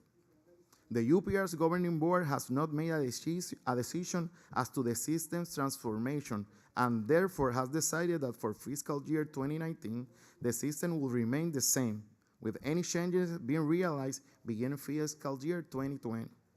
The UPR system transformation should be an ongoing process, and we are willing to work with the Oversight Board and welcome its input. We must stress nonetheless that any decision on transforming the UPR's pension system relies only in the UPR's governing board. We also must stress that we do not agree to the pension cut and reduction as stated on the Oversight Board's plan, and we must insist that the decisions on matter directed to the implementation of university institutional policies must be made by the administration of the UPR. Finally, our plan relies on generating some revenues from other sources, including partnership with the government, giving trainings to the public employees, partnership with the industry, research and development and commercialization of patents, online courses, and increasing the out-of-state students' enrollment. So that summarizes our proposed fiscal plan measures. Thank you very much. I'd like to ask a question. And, I'll invite my colleagues to do so as well. Buenos días, señor Alomán. Buenos días. Ayer se anunció, como parte de las medidas que estamos tomando, un fondo en la sección de reinvertir en Puerto Rico un fondo de alrededor de $60 millones que se nutriría de recortes al presupuesto de la Junta de Supervisión Fiscal, de AFAF, de la Legislatura de Puerto Rico y de la Judicatura. ¿Cuál es su opinión sobre ese fondo que sería para becas para estudiantes de la Universidad de Puerto Rico? ¿Usted cree que hace falta esos $60 millones?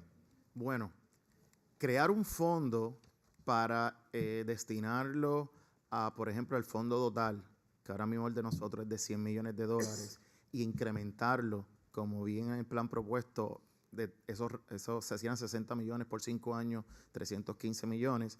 Definitivamente que aumentar el fondo total de 100 que tenemos ahora a 415, y eso genera unos 5 o 6% de interés, y que ese rédito sea el que se utilice para la beca, eso es magnífico. O sea, que los chavos hacen falta.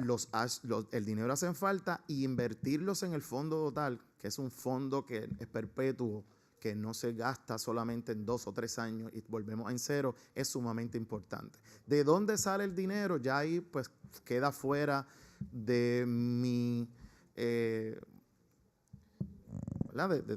mi ámbito, porque el yo decir que se le quite dinero, ¿verdad?, a la legislatura o a la judicatura para que se lo den a la UPR, pues nos ponemos en conflicto entre una agencia y otra, y yo no quiero entrar en eso, pero de que se debe en el plan, independientemente de dónde salga ese dinero, establecer que una cantidad significativa vaya a este fondo total, donde los intereses sean los que se utilicen para las becas, y sea un fondo perpetuo que siempre va a estar llegando ese dinero.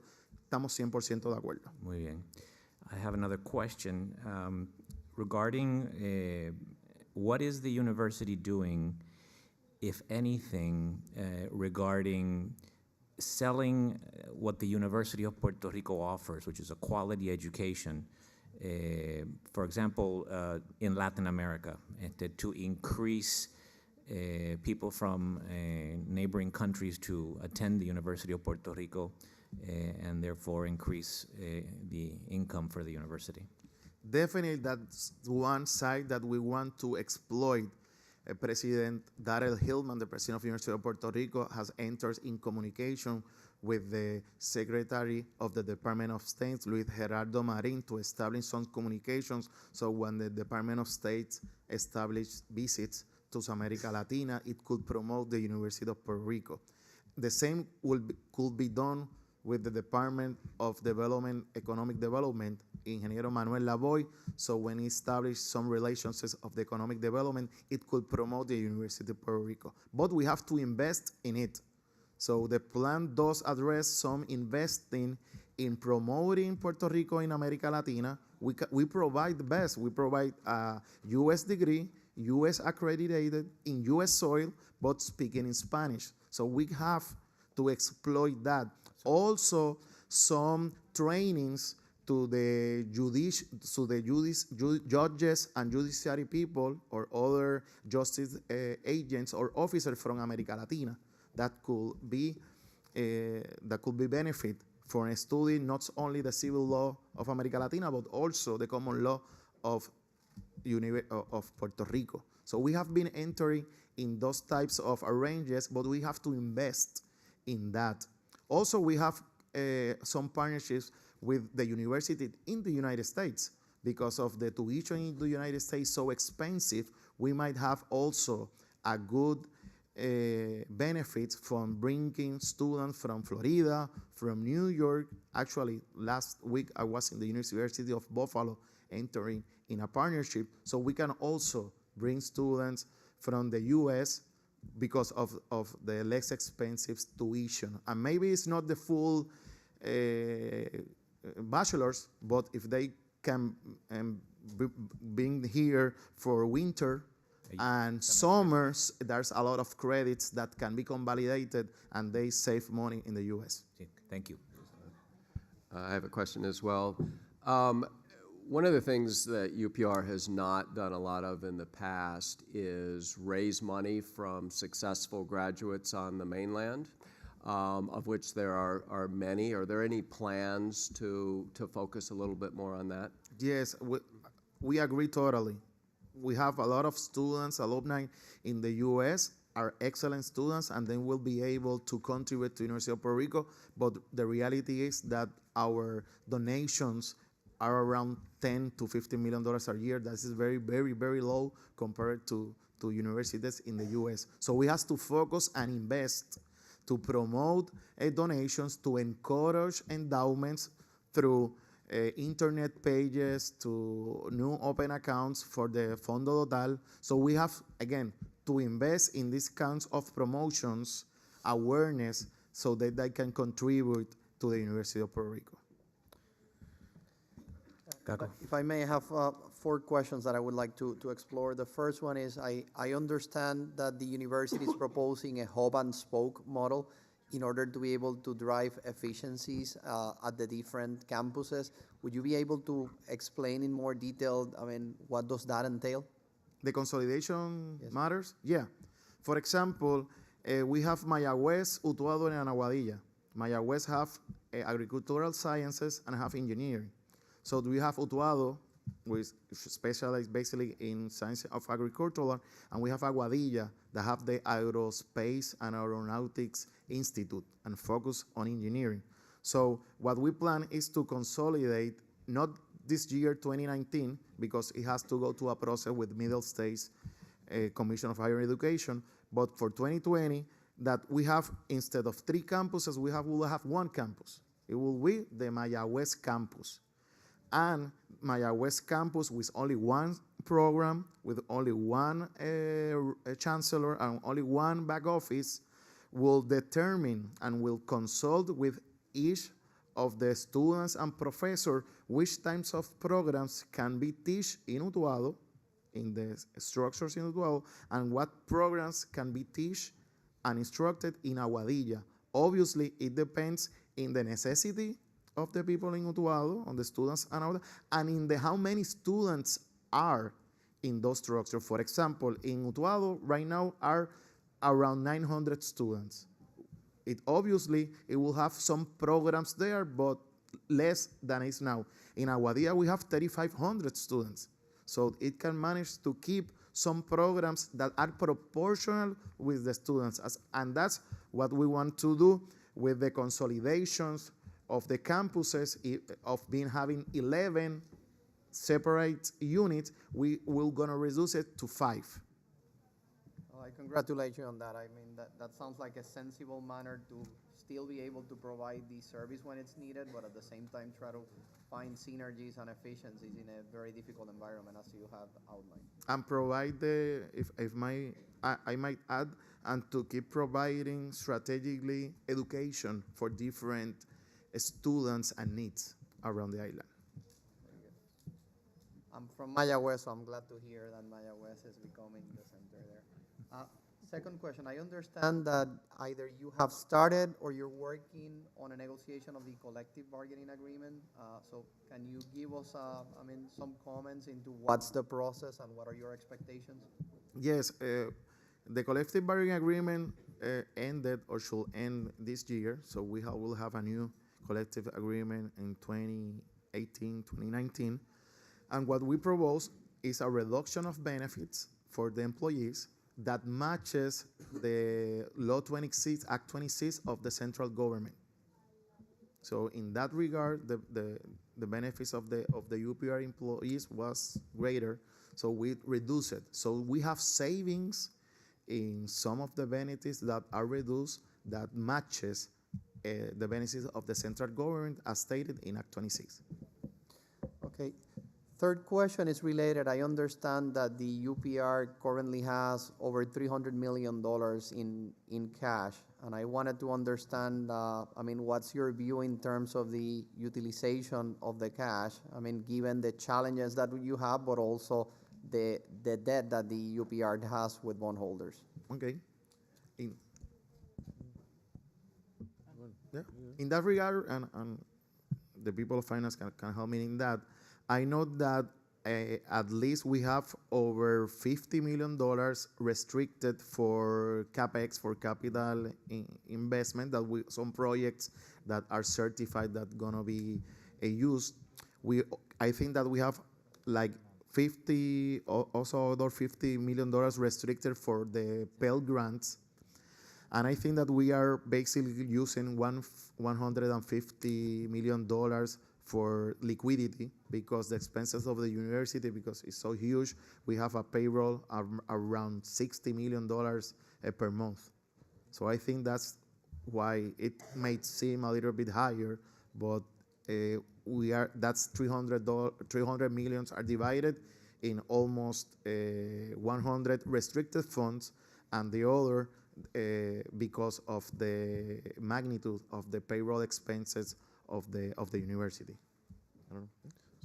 So yes, just to add, Gerardo Portela here, it's basically they have reserves for approximately 3 months of payrolls, approximately $175 million, and the rest, as Walter mentioned, is we believe is restricted or already compromised for special projects in CapEx.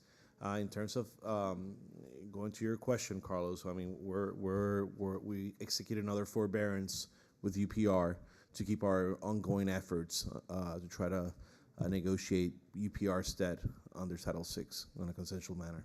Yeah, I mean, I think my comment is that I think that significant amount of cash should provide an opportunity, I mean, to have discussions with the bondholders and hopefully be able to move this into a consensual agreement. So I would just invite you to try to do that because I think that will be in the best interest of everybody.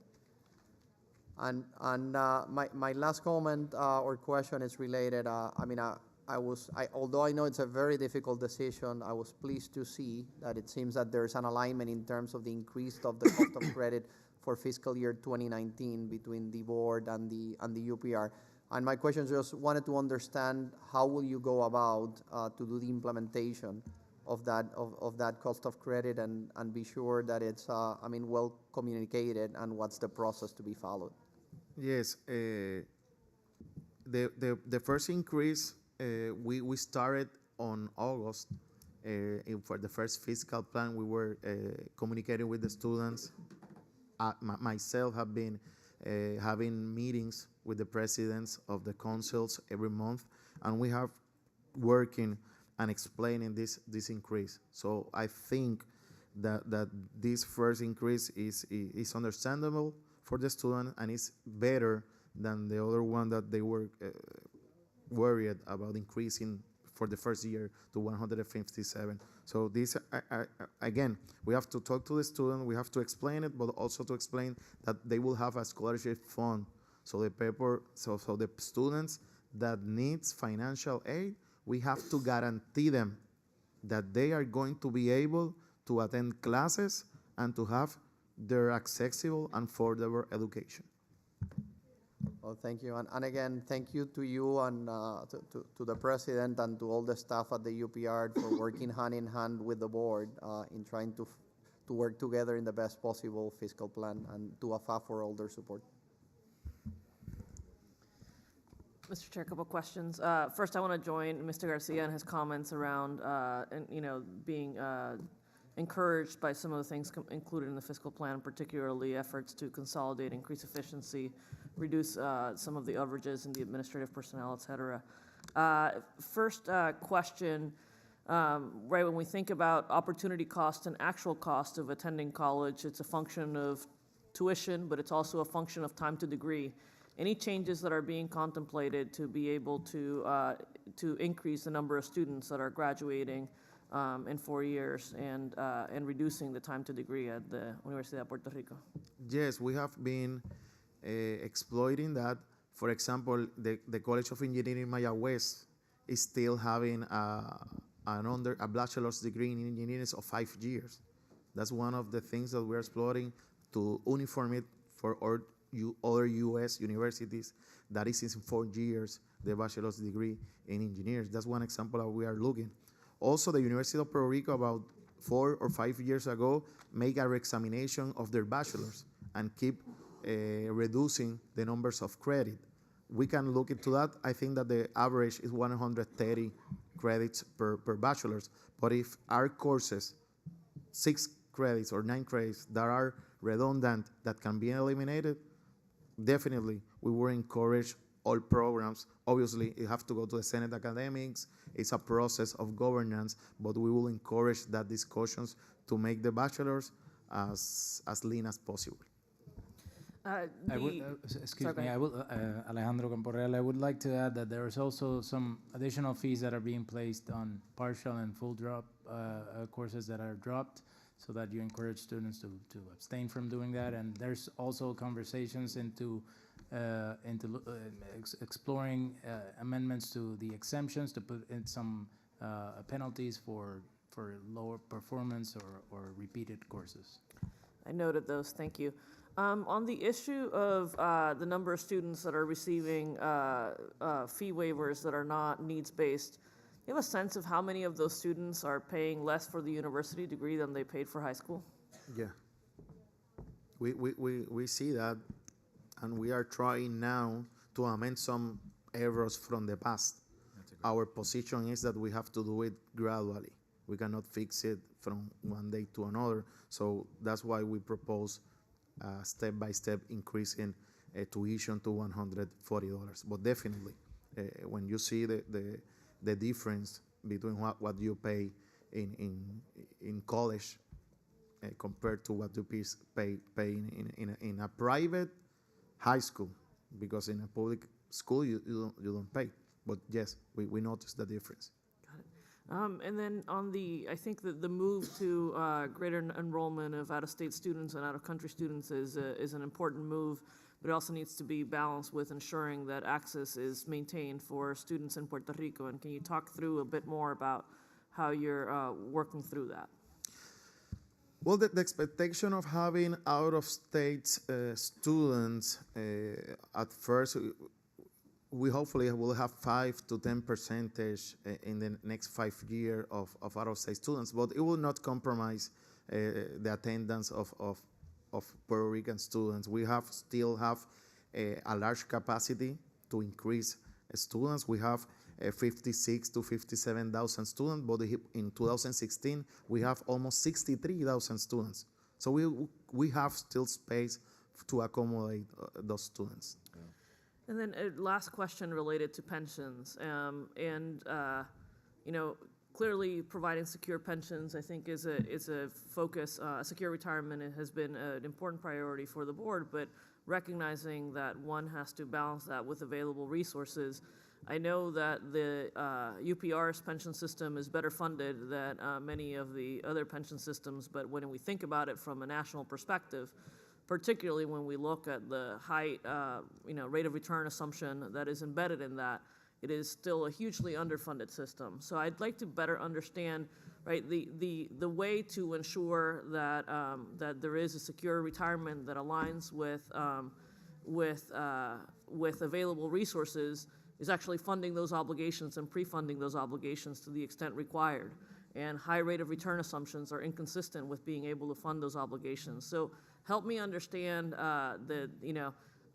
what strikes me as insufficient focus in this area, particularly in light of the policy statements of being interested in providing a secure retirement that run counter to not funding those systems with assumptions that are not going to be realized.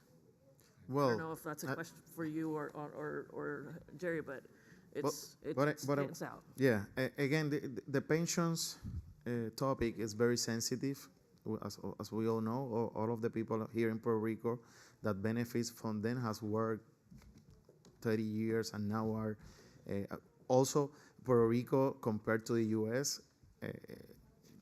What we receive in money is very less, so we are one of the poorest states of the United States. So this is a very sensitive issue. We agree with the central government that we are not, we discourage or we disagree in implementing any reform that's going to reduce the pension benefits.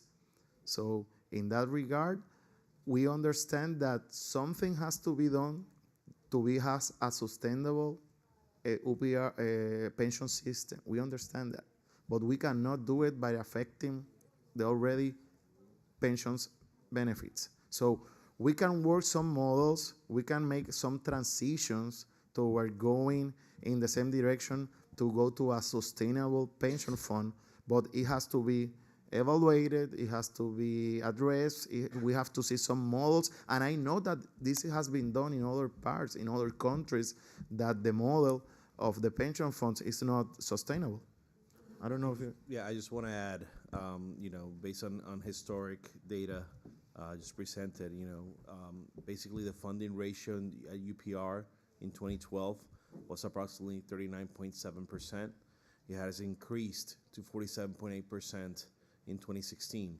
I know UPR and the governing board are working on different areas to provide more efficiencies and synergies within for UPR and to improve that funding ratio. Again, we reiterate what we stated yesterday, that we're against completely in pension cuts, and that UPR, based on historic, I got to check updated data, but it's been trending upwards in terms of the funding ratio for UPR. Here, Jerry, but you're a finance guy, so remind me, what's the rate of return assumption embedded in that 47% funded status level? I don't have it. I gotta check more 7 3/4. How does that tie to, say, Treasury rates or more reasonable rates that might actually be attained? And what is that? I mean, I think that the challenge for me is when we say the pensions are a priority and the assumptions are high and are not going to be realized, and there's not assuming for the increased cost of funding those pensions, it's hard for me to see how those things are really aligned. There are ongoing discussions with the retirement board and updated data that will be shared as soon as available.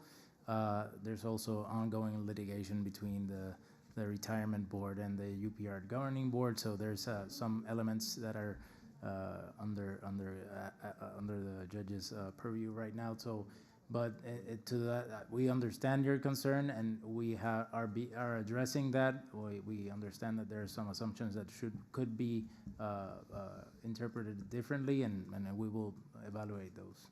Thank you. If I apologize that I missed the opening of the discussion of pensions. I think it's important to note the pension situation with UPR is a little bit more complicated than, say, for the ERS, the TRS, in the sense that UPR has some assets left. At the same time, though, relative to almost any other public sector pension in the United States, the UPR pension would be considered very, very poorly funded. I mean, it's a very high assumed rate of return. I think even more importantly than that, the plan is currently paying off its unfunded liabilities over a 40-year period, which is the longest I've ever seen for any public sector pension, which means it would take a very, very long time for the plan to return to healthy funding, even if it received the 7 3/4% return. If it receives something more on the order of 6%, which what most independent financial advisors are saying, at that point you'll never return to full funding, you'll continue to decline. So it's something, by virtue of having at least greater than zero assets, it's better than some of the other pension plans, but it's still, I think, a very, very serious situation. Thank you. Chairman Alomar, thank you very much. Thank you and for your presentation. Thank you for the cooperation that you and the University of Puerto Rico have provided to the board, and we are grateful. Thank you. Thank you. Now I would like to ask our Executive Director, Mr. Esco, to present the proposed fiscal plan for the University of Puerto Rico as developed by the board, a draft of which was posted on the board's website prior to this meeting. After Mr. Esco's presentation, I will invite board members to ask questions and allow for public discussion on the matter. Mr. Esco. Oh, I'm so sorry. Discúlpeme. Ese era mi... Yes, muchas gracias, señor presidente. Muchas gracias. Thank you, Mr. Chairman, and sincere thanks to Mr. Alomar, the UPR Governing Board, FOMB, the administration, in stewarding the Commonwealth's leading institution of higher education in these challenging times. Before and after this board submitted its notice of violation on March 29th, our team has been meeting regularly with the UPR Governing Board and representatives of the administration to revise measures that could help bring the plan to fiscal balance. These meetings have valuably increased our understanding of certain decisions while offering our team an opportunity to explain its perspective. Let me begin, as I've tried with each of these, to outline first our key areas of alignment. Number one, the board and the government are aligned in that the tuition for undergraduate students will be $115 per credit hour starting in fiscal year 19. The board and the government have aligned in that the focus of campus consolidation efforts and headcount reduction is on administrative and staff positions. No faculty eliminations are included in either our plan or their proposed plan. Number three, the Oversight Board and government are aligned in that we include the same increase for dues and charges as the University of Puerto Rico, around $300 increase as compared to fiscal year 18. Number four, the Oversight Board and government are aligned in that we generate significant revenue via an increase in federal grants and contracts, intellectual property and patent monetization, among others, before raising tuition. And number five, the Oversight Board and government are aligned in that we include roughly the same amount of procurement savings within our plan. The University of Puerto Rico's mission to educate future leaders and grow the island's workforce has never been more important. At the same time, the system faces a new challenge. The Commonwealth government, which has subsidized over 70% of UPR's operations year on year, can no longer afford to maintain this level of economic support moving forward. Simply put, UPR will no longer be able to afford its status quo operating model. And the reforms I will be discussing today are designed to adjust to this new reality while seeking to maintain the ability of all students to access and benefit from an improved university system. However, the plan that was submitted and presented today needs adjustments to ensure that it meets with the requirements of PROMESA. Namely, the submitted plan does not achieve fiscal balance between fiscal years 19 through fiscal year 23. And because of this requirement to generate and achieve fiscal balance, the Oversight Board recommends a number of alterations to the university's submitted plan. The first set of changes relates to the revenue enhancement measures in UPR's proposed plan. Understanding the inherent difficulties of imposing an increased tuition rate, the fiscal plan makes every effort to minimize an increase that could jeopardize affordability and access to quality higher education. To this end, the plan includes targeted initiatives to increase federal grants and awards, again, intellectual property and patent monetizations, and ancillary service fees for providing training to central government institutions. However, given the level of right-sizing, we believe that's achievable over the 5-year period. Additional tuition increases will be required. Today, the average UPR undergraduate pays less than 1/5 of the tuition to attend a 4-year public university on the mainland and less than 1/4 the tuition to attend a private university on the island. The fiscal plan submitted with our adjustments begins with the UPR proposed credit increase to $115 per credit in fiscal year 19 and ramps up to $157 per credit hour by fiscal year 23. Even after the proposed tuition increases are in full effect in fiscal year 23, UPR will still be the most affordable and highest quality higher education option on the island. This slide just gives you a sense of the pricing of the private universities here on the island as compared to the proposal submitted. To account for this increase, both the UPR and the Oversight Board believe a university-funded needs-based scholarship policy should be put in place to help ensure all students continue to afford access to a high-quality education. Our recommended policy for the needs-based scholarship program differs from the government's in that the board's proposed scholarship plan is designed to ensure that every student eligible for federal Pell Grant has enough award funding to cover tuition and fees while still maintaining a reasonable balance of award funds to cover other costs of attendance. Furthermore, our team recommends paying for a portion of this additional financial aid through the reallocation of funds currently going for non-needs-based exemptions. Similarly, our plan includes a corresponding increase for graduate tuition to close the disparity between the University of Puerto Rico and mainland universities. We especially focus on pre-professional programs, where Puerto Rico is often 3 to 4 times less expensive than mainland peers. We have also included in the proposed new fiscal plan additional measures to further reduce operating costs of the university. The plan we propose both supports and includes the the UPR Governing Board's initiative to eliminate underperforming programs and refocus resources on areas of strength. But we also support the UPR Governing Board's recommendation to move towards the described hub model, whereby the footprint of small campuses is reduced and shared services are increasingly relied upon to reduce expenditures. Our team believes, however, that additional headcount reduction must be included to translate these consolidations into the level of operating savings required for fiscal balance. Specifically, the plan submitted for your consideration today includes a roughly 10% reduction in total operating disbursements by fiscal year 23, excluding capital reinvestment and reconstruction costs. To generate that type of reduction, personnel will be reduced to 10,500 FTEs, or full-time employment positions, by fiscal year 23 via an increase in the efficiency of operations, a reduction of redundant personnel, and additional headcount reduction based on the projected year-over-year decline of the student population. Additionally, further benefit reductions are included for the remaining employees, most notably an elimination of the Christmas bonus beginning in fiscal year 19.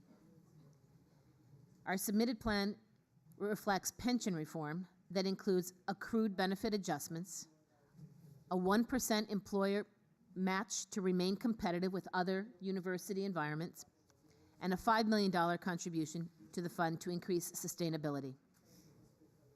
In the end state, we would still have student-to-staff ratios that are comparable to mainland universities and more uniform across the system.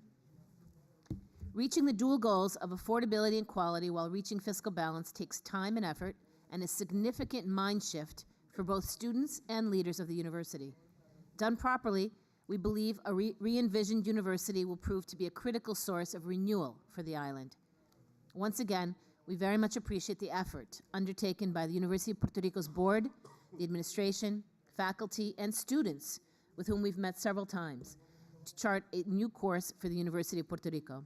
The Oversight Board looks forward to partnering with the Government of Puerto Rico, the UPR Governing Board, and the UPR administration in making the transition to a new status quo operating model, one that is more efficient and effective, as seamless as possible for the students, faculty, staff, and communities who benefit from this vital institution. Thank you. Thank you, Mr. Esco. Now let's move on to the section on public comment. Again, each person will have 3 minutes to express their views. Any person interested, please stand up, and we will bring a microphone to you. Please state your name and your affiliation,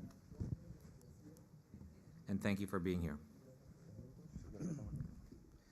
Sí, mi nombre es Javier Córdoba, vicepresidente de la Asociación Puertorriqueña de Profesores Universitarios. Nosotros en la Universidad de Puerto Rico tenemos mucho respeto por los procesos democráticos y participativos, y quiero comenzar señalando que el plan fiscal sometido por la Universidad de Puerto Rico, por la Junta de Gobierno, tuvo muy poca participación de la comunidad universitaria. Fue hecho básicamente a espaldas de la comunidad, y la comunidad universitaria, tanto docentes, no docentes como estudiantes, rechazamos tanto el plan fiscal sometido por la Junta de Gobierno como el plan fiscal nuevo que propone la Junta de Supervisión Fiscal. El financiamiento de la Universidad de Puerto Rico está basado en la ley universitaria, que establece que el 9.6% de los ingresos del Estado en el Fondo General pasan a la Universidad de Puerto Rico. Ese por ciento ya establece fundamentalmente la aportación que hace la universidad a cualquier proceso de crecimiento, por ejemplo, en cuyo caso la universidad recibe más fondos, o de crisis económica, de crisis fiscal. En caso de que el Estado reciba menos ingresos, pues el 9.6% de menos ingresos va a ser una menor cantidad. Así que ese por ciento es una medida justa, sabia, para que la Universidad de Puerto Rico esté engranada con lo que está ocurriendo en el país. Esa fórmula se ha venido violentando en los últimos años, ya está en menos de 7%, violentando la ley universitaria, y con los recortes adicionales que se plantean en este plan fiscal, estaría bajando a menos de un 4.5% de lo que se recibe del Fondo General. Estamos hablando de una reducción al presupuesto de la universidad de más del 50%. Creemos que es totalmente injusto comparar los costos de la matrícula en la Universidad de Puerto Rico con Estados Unidos, donde los ingresos familiares son más del triple en promedio que los de Puerto Rico. En Puerto Rico cerca de la mitad de la población vive bajo los niveles de pobreza y esos costos de matrícula van a tener un impacto severo en la capacidad de los estudiantes de llevar a cabo estudios universitarios. Lo mismo va a ocurrir con las consolidaciones en caso de que se cierren programas académicos, como está contemplado en ambos planes fiscales, implicará posiblemente el que los estudiantes se tengan que mover de sus lugares cercanos a sus residencias a lugares lejanos. Por ejemplo, estudiantes de Utuado que tengan que irse a Mayagüez, estudiantes de Arecibo que tengan que irse a Mayagüez, estudiantes de Corozal que tengan que ir a Río Piedras a estudiar, va a tener un impacto severo y sospechamos que muchos de esos estudiantes no van a tener la capacidad de proseguir sus estudios universitarios. Quiero señalar que Puerto Rico tiene la característica de que la mayoría de los recintos, sobre todo los recintos pequeños, los 8 recintos más pequeños de la Universidad de Puerto Rico, atienden una población bien alta de estudiantes de primera generación. Estamos hablando de estudiantes que por primera vez en sus familias logran acceso a una educación universitaria. En el recinto de Utuado ese porciento es el 40% de los estudiantes de Utuado son estudiantes de primera generación y se le podría estar negando el acceso a una educación universitaria a una gran cantidad de estudiantes que por primera vez en sus familias logran acceder a una educación universitaria. La Universidad de Puerto Rico, según estudios que han hecho economistas, tiene un impacto grande en el desarrollo económico del país. De los 15 municipios en Puerto Rico que más desarrollo económico han tenido, en 10 de ellos hay un recinto de la Universidad de Puerto Rico. Algunos recintos de la universidad tienen un presupuesto más grande que el municipio donde están radicados.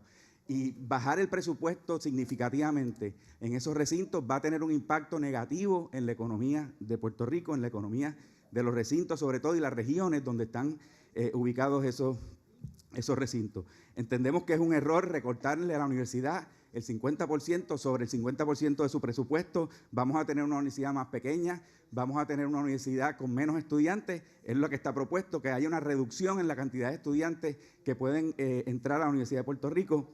Entendemos que eso es parte de ver la educación como un gasto y no como una inversión en los recursos humanos para el país, para desarrollar precisamente el desarrollo de profesionales capaces de dar un impulso a la economía del país.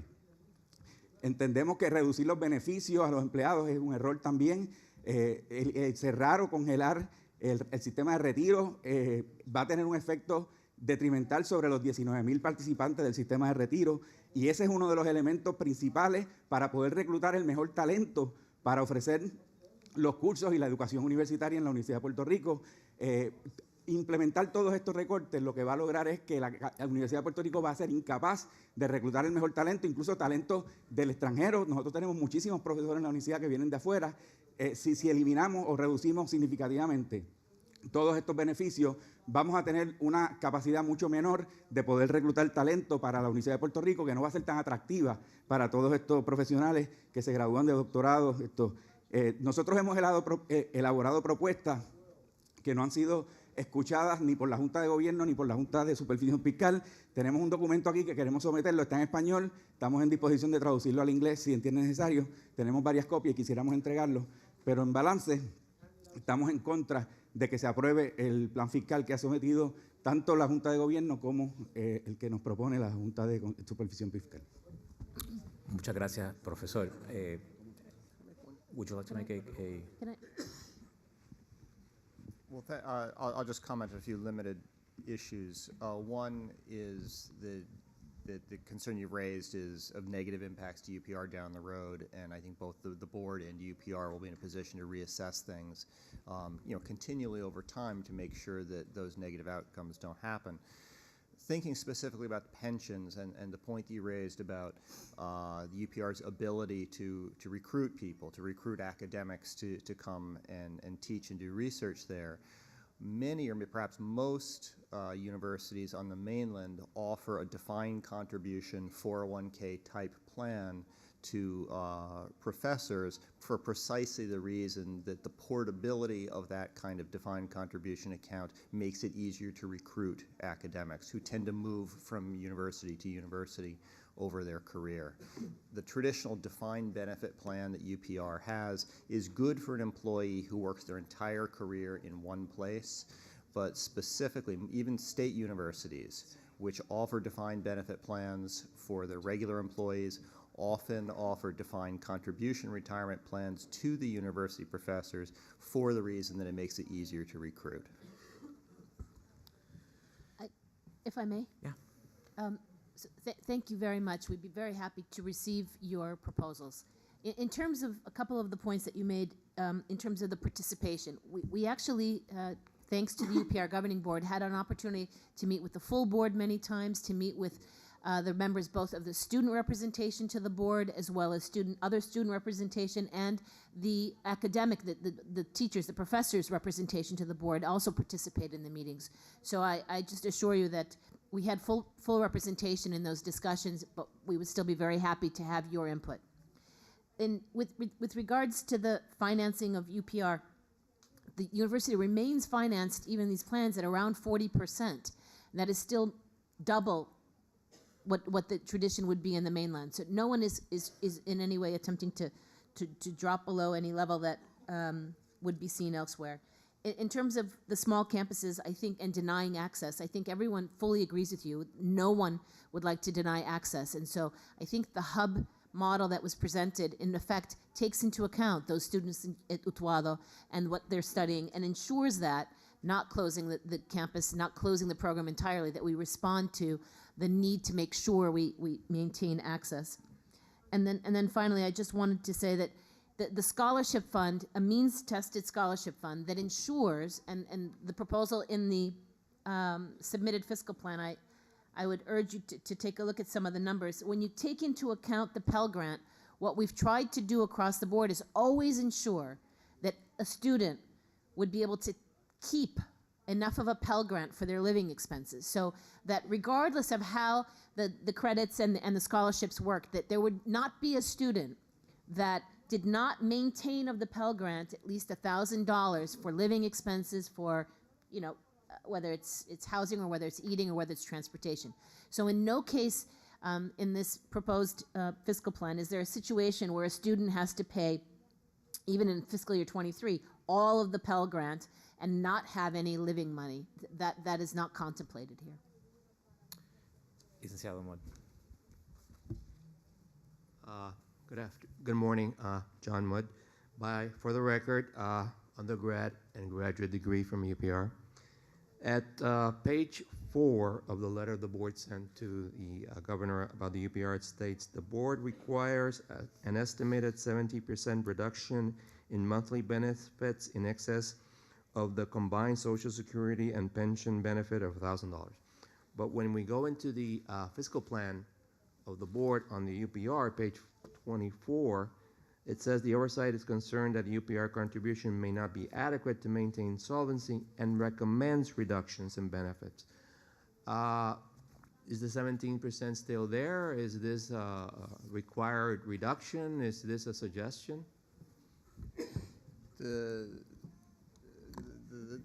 reduction you're talking about is there's an exemption on any benefit reductions for anyone with combined Social Security and pension benefit below $1,000 per month. On amounts above that, there would be a 17% reduction, and this is designed to reduce the costs of the system. At the same time, we are concerned about the way UPR is making its pension contributions going forward. As I mentioned previously, it's assuming a very high rate of return on its investments. It's also paying off its unfunded liabilities over roughly double the period that the typical public pension does. So the funding end for UPR is more complex because unlike ERS or TRS, it's not essentially insolvent. But still, we didn't want to be complacent about that. And this may be something we have to evaluate more closely over time. But we thought that we could arrange it such that the contributions would remain reasonably stable over time, such that they could maintain the health of the program, while at the same time transitioning to a funded defined contribution program that can't generate those unfunded liabilities over time. So it's a little bit more complex than some of the situations, say, with the ERS, but fundamentally we're trying to get to the same thing. We can honor as much of the existing liabilities as possible keep the system stable over time, while going forward, build savings for individuals that will be used for their retirement. They don't have to worry that money's going to be taken off and spent somewhere else.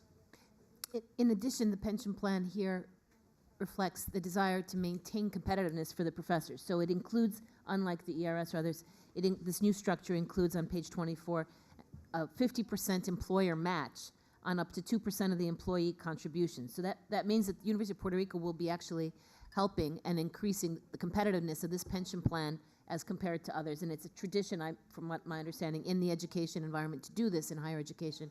And this plan proposes that UPR does that as well to maintain its competitiveness in attracting excellent professors. Thank you. Anna? Professor Skeel, I was wondering if you might remind us of the Detroit experience to the extent that there are any parallels and helpful ways of thinking about it on the pension side of the equation to the UPR and the status of other semi-funded systems in Puerto Rico. Sure. So one of the main changes that was made in the Detroit bankruptcy a couple of years ago was to restructure the pensions, and the unfunded portion of the pensions was restructured relatively significantly, and importantly, the investment assumptions were reduced. So Andrew would probably know the exact numbers, but the investment assumption was in the 6.5% range, I think is what, was it 6 3/4 range? And so significant adjustments were made in that situation. And what was the funded status of the plan before that? The funded status, the unfunded status was that $3.5 billion were unfunded. This funded percentage, again, Andrew, is like 60%? I think it was around 2/3 funded. Yeah, so 66%. So it's substantially better funded than the UPR pension. Yeah. And the pension adjustments, the pension reductions we're looking at for UPR would be smaller than what occurred in Detroit. So I think relative to Detroit, I would see this as reasonably favorable treatment for the retirees. Thank you. Any additional public comment? Very good. Thank you very much for your participation. Let's move forward to the presentation of the proposed fiscal plan for the Public Corporation of the Supervision and Deposit Insurance of Puerto Rico Cooperatives, or the acronym in Spanish, COSEC.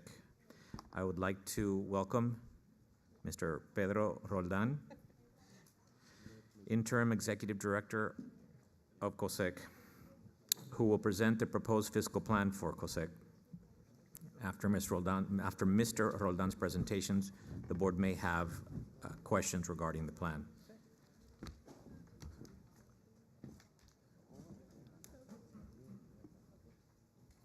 Buenos días y bienvenidos. Si serían tan amables y se identifican, por favor. Gerardo Bortella, Executive Director of FOMB. Good afternoon, good morning. Pedro Roldan, Vice President for COSEC. Ibelis Torres, Chairwoman of the Board of Directors of COSEC. Mohammed Yassin, Chief Legal Officer for FOMB. Manuel Gonzalez.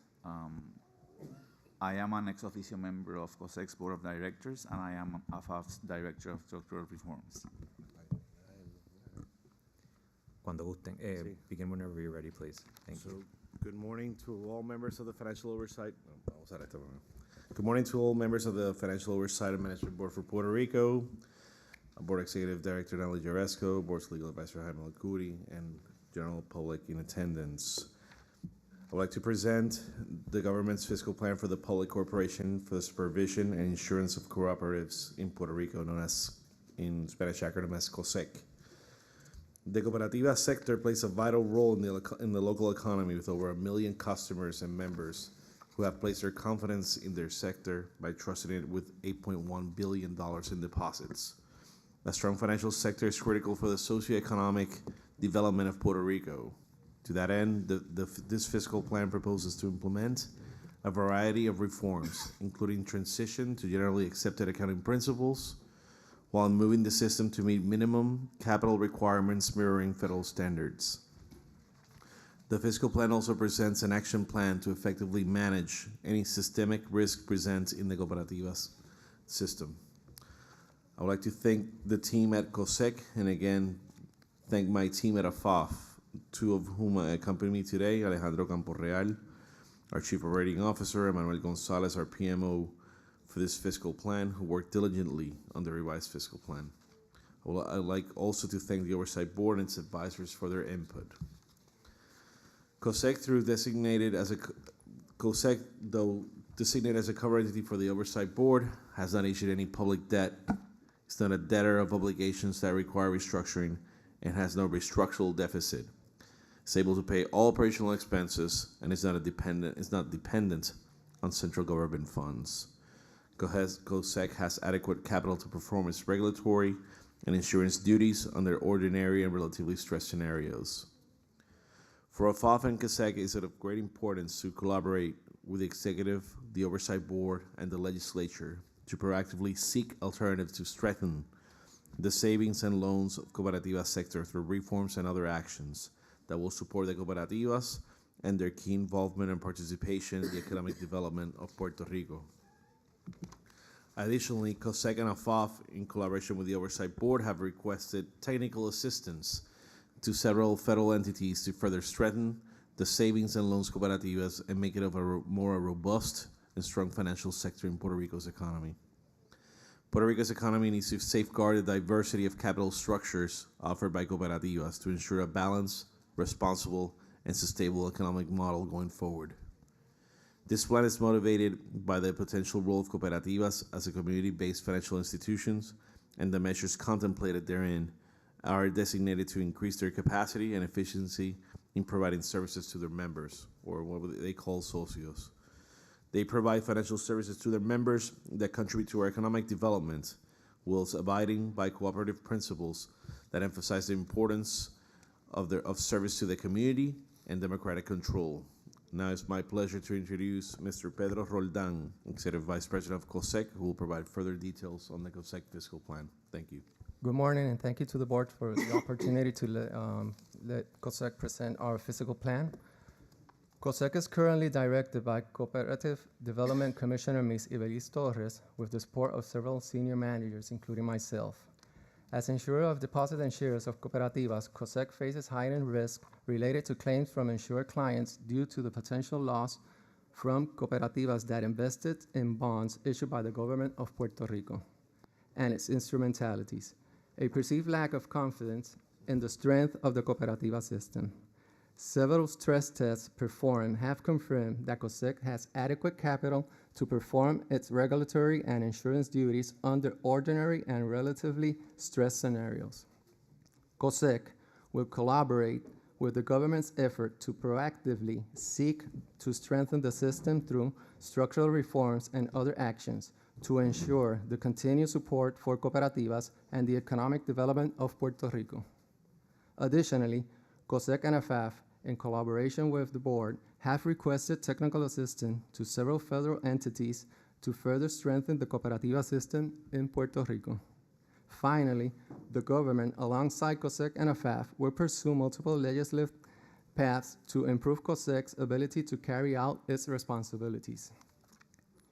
COSEC is responsible for regulating cooperativas in Puerto Rico, as well as overseeing the deposits and shares insurance funds.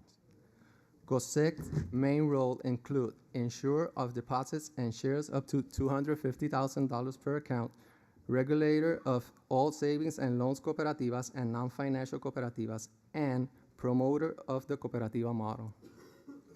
COSEC does not have a structural deficit and is able to cover its operating costs, including employee benefits. It is not dependent on the general fund, but on premiums paid by member cooperativas and interest on its investment. COSEC's risk is mainly driven by extraneous factors and reputational risk, to wit, some cooperativas have a notable concentration on investments issued by the government of Puerto Rico. The current restructuring process of these investments could impact cooperativas' capital and income levels, as they will probably suffer reductions in cash flow. While individually cooperativas do not seem like a large financial system, considering the system as a whole, Cooperativas represent the third largest financial institution in Puerto Rico. The cooperativa system is a pillar to the PR economy, serving as the main alternative to a concentrated commercial banking sector. The cooperativa sector has a strong following in Puerto Rico, with 115 savings and loan cooperativas holding $8.1 billion of deposits and shares for nearly 1 million members. That compares to approximately 45 billion of deposits held by banks operating in Puerto Rico.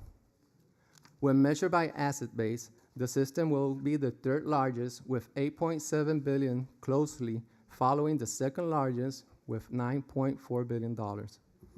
When measured by client base, the system will be level with the largest local financial institutions, with over 1 million members and customers. Cooperativas have gained popularity as members feel a great sense of loyalty to their local institution, considering that cooperativas are owned by the shareholders rather than stockholders. Cooperativas are significantly smaller than banks and often offer a more personalized experience.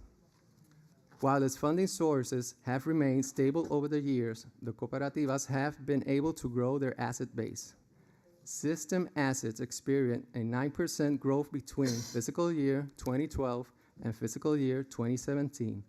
This was primarily due to $400 million increase in loan balances, while cash and other assets remained flat.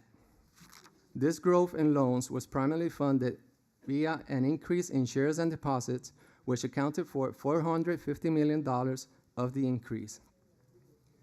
Instrumental in maintaining the supply of cash and providing essential financial services in Puerto Rico after the hurricanes, cooperativas reinforced their role as a key member of their community. 15 days after Hurricane Maria, 90% of cooperativas were servicing their members in their communities. 1 month after the hurricane, there were 17 municipalities in Puerto Rico where the only functioning financial institution was a cooperativa. Cooperativas located in rural and remote locations in Puerto Rico overcame severe communications and devastated infrastructure issues and helped members and non-members have access to cash to meet necessities such as food, water, gasoline, and medicines. In response to the devastation caused by Hurricane Irma and Maria, similar to other financial institutions, COSEC authorized a loan moratorium program to members of cooperativas. Cooperativas have a notable concentration in bonds issued by the government of Puerto Rico and its instrumentalities. Although the cooperativas loan portfolio has been performing adequately, showing great resilience during the economic recession, there is a degree of concentration in PR debt along the cooperativa sector that could compromise the solvency of some cooperativas. Puerto Rico government bonds total $852 million, account for approximately 56% of cooperativas' total investment portfolio of $1.5 billion. Regulatory accounting treatment allows the cooperativas to amortize losses on special investments over a 15-year period. However, this will only benefit the cooperativas from an accounting standpoint. All cooperativas system-wide stress scenarios have been completed in accordance with the guidelines set by the board. 2 models have been used for this fiscal plan: the Federal Regulatory Guidelines Model, or NCOA report, and the Local Statutory Guidelines Model, or the actual report. For the NCOA report, COSEC has replicated an analysis performed by NCOA back in 2016. This update analysis includes market value of PR debt and the most recent financial data from insured cooperativas, both measures as of December 2017. The actual report measures the sustainability of cooperativas based on the ability to amortize Puerto Rico bonds losses over time by projecting historical return on assets.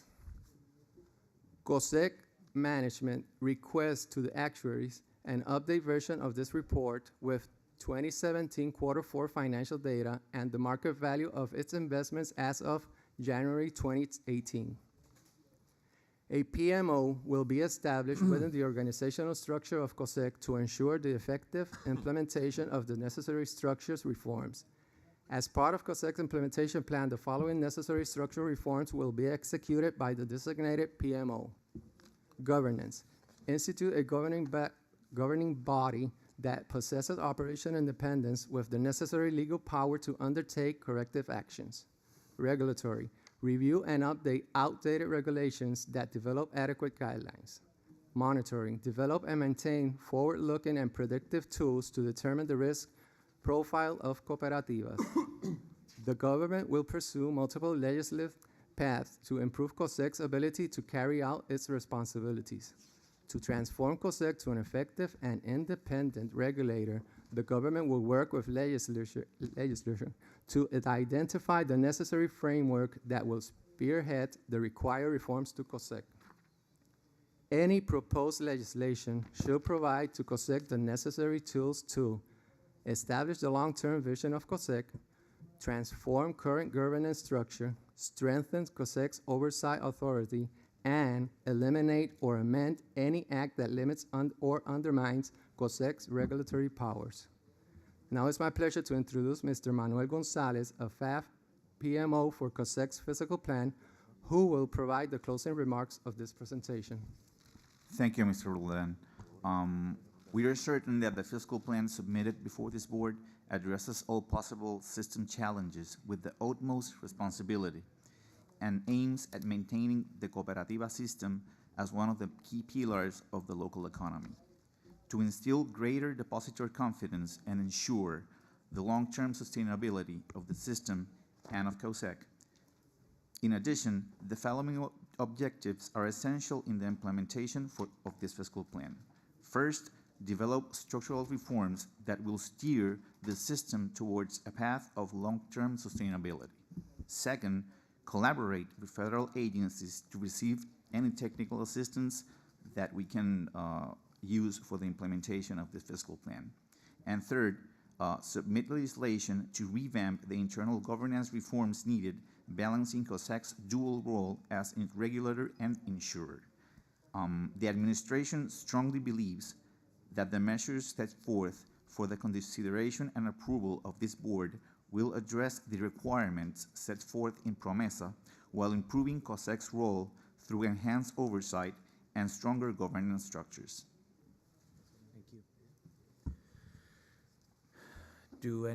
Thank you very much for your presentation. Do any members have any questions for Mr. Roldan, Portela, or the team? Yeah, I have a question. Obviously, I think one of the central and most important parts of the plan you're proposing is to be able to pass a legislation that would provide the independence to the board. Can you comment in regards of how much progress have you made in preparation of that bill and what conversations, if any, you have had with the legislature, and how do you see that path moving forward and under what timetable? Yes, we have worked with the legislature, and we have some languages that were discussed and submitted, and basically we are now working on a new language that will still address all the issues that concern this fiscal plan, while also considering all the stakeholders in place for this fiscal plan, meaning the cooperativas and the depositors. And I guess it seems that the legislature is asking for changes to the bill that you have submitted. So based on those conversations, when do you think that that could progress into a bill that could be put forward in the legislature? Basically, there is a bill that was submitted. We are working with the legislature to try to fine-tune, as my colleague just mentioned, to make sure that it balances the interests of the additional better governance, but at the same time meeting and fulfilling the mission that the cooperativas has to play in the sector, in the banking sector. So basically we're working on them. We don't have an expected timeline for that, but we're working hard at it. Okay. Thank you, Mohammed. Mr. Chair, a couple of questions. just wanted to add interest in what's going on the governance reform side of the equation, given the importance of the sector and the importance of its continued stability, the changes in governance to have more effective oversight seem absolutely critical. Can you talk to us a bit about the NCUA analysis, the risk that they identified, the concentration on that risk across different cooperativas, sense of impact of restructuring on the cooperativas, et cetera? Just give us a top level of some of the findings, and then some of the how that relates to some of the changes that you're putting forward in the fiscal plan. Yes, the NCOA report covers basically two sides of the cooperativa system in Puerto Rico. It measures them from the capital side, and they made estimate of a possible runoff of deposits in cooperativas, which came from a 5% runoff up to a 25%. In both models, it was sustained that COSEC had the capacity to cover any potential risk in the cooperativa systems.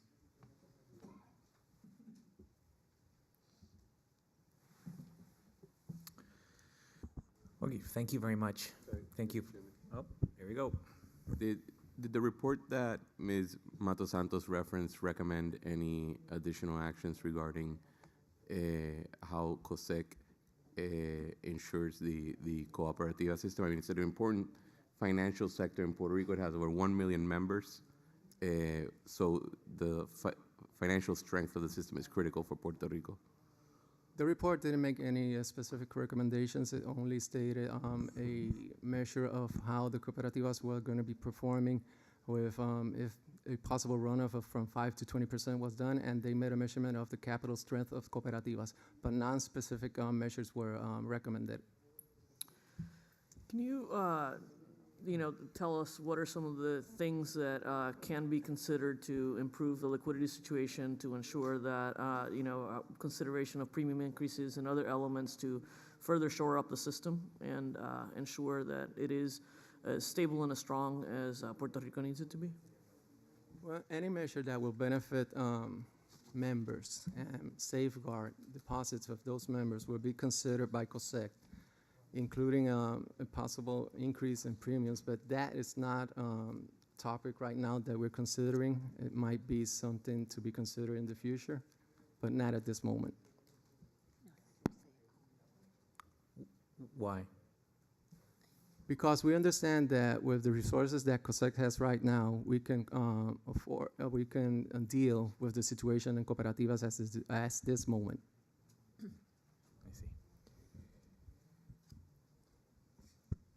And one question, in terms of the analysis, because I know you mentioned two analyses, but I mean, one analysis is based on, I think, what you call the local gap measures in terms of the valuation of these portfolios. I mean, is it the same when you have done your stress test analysis? Would COSEC still have enough capital if those were not the assumptions? If they're not the assumptions, yes.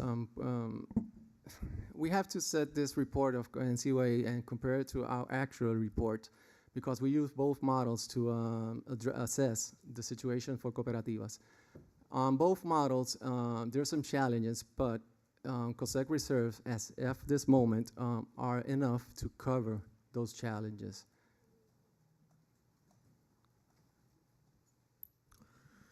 Very good. Any additional questions? Okay. Thank you very much. Thank you, Mr. Roldan and the entire COSEC team. Thank you for your cooperation, as well as the FOMB. We will now ask observations on behalf of Mr. Esco regarding the fiscal plan as proposed by the government. Thank you very much.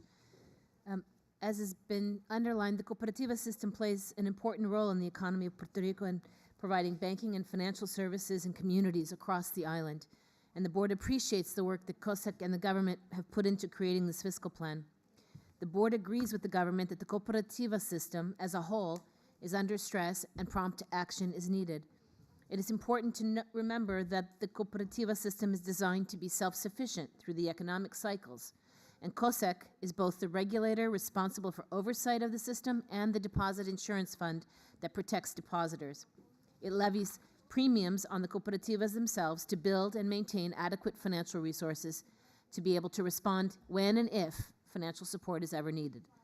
While COSEC is a covered entity under PROMESA, as Mr. Portela said, it is not a debt-issuing entity, and it is funded by the cooperativas themselves with no reliance on Commonwealth taxpayers. While the plan includes a number of helpful measures, including a commitment to moving to GAAP accounting and placing supervisory limitations on the activities of troubled cooperativas, I will focus my remarks on governance. The board believes that this is an absolutely vital precondition to ensuring the ongoing safety and viability of the cooperativa system. Specifically, COSEC's board must be able to act independently. The new fiscal plan notes that cooperativas have, quote, significant and at times determining participation, unquote, in board-level governance. This is a clear and unacceptable conflict of interest. The legislative reforms included in the fiscal plan are essential. And second, COSEC must be able to take appropriate enforcement actions. Current law precludes COSEC from taking enforcement action when cooperativas have suffered losses due to investments in Puerto Rico government bonds. This restriction is very dangerous, and the board believes it works against the long-term interests of the cooperativa system and those who rely on it. These are two of many reasons the governance reform legislation referenced in our dialogue today and in the fiscal plan is urgent and should be enacted as soon as possible. We look forward to working with the government and the legislature on getting it adopted. However, even with this governance reform, we believe that further analysis of the COSEC financials and the situation is necessary before recommending certification of the proposed fiscal plan. The board also has recently gotten additional resources to help in that analysis, and I would like to be able to put them to good use to have much more specific analysis before proposing adoption of a certified fiscal plan. Thank you. Thank you, Ms. Cheresco. Now, Can I ask you a question? you can do whatever you like. Mr. Cheresco, can you speak a bit to the, I found the comments relative to the NCUA analysis interesting because my read of it was that this merited some deeper looks and some additional stress tests. Can you speak to us a little bit more about that? And I think your recommendation that we should be thinking about additional stress tests before moving forward makes all the sense in the world, but I'd like to get a bit more of your thinking on those matters, please. Yes, I think more time is necessary to ensure that this analysis that was done prior to the hurricanes, the initial NCUA analysis, and then the follow-up that's been done internally at COSEC is done in a more fulsome manner, that we cover the whole spectrum of potential risks and the whole potential spectrum of the cooperativa system, not focusing only on a small group. So we'd like to widen, broaden, and deepen that analysis and take it to the current moment. Helpful. It seems another element to consider is also that the analysis was done before the GDP RSA, and some of those other things could be taken into consideration. Exactly. Makes all the sense in the world to me. Thanks for the recommendation. Thank you. Thank you. Does anybody would anybody like to comment on the COSEC discussion? Public comment? None? Very good.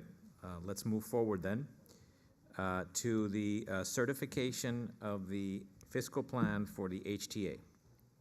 On the basis of the presentation of the proposed fiscal plan for HTA, as developed by the board, the chair asks whether the executive director would like to propose a resolution for the board to consider and vote upon. Yes, Mr. Chair, I would like to propose a resolution, and I request that Mr. El Khoury read the same into the record.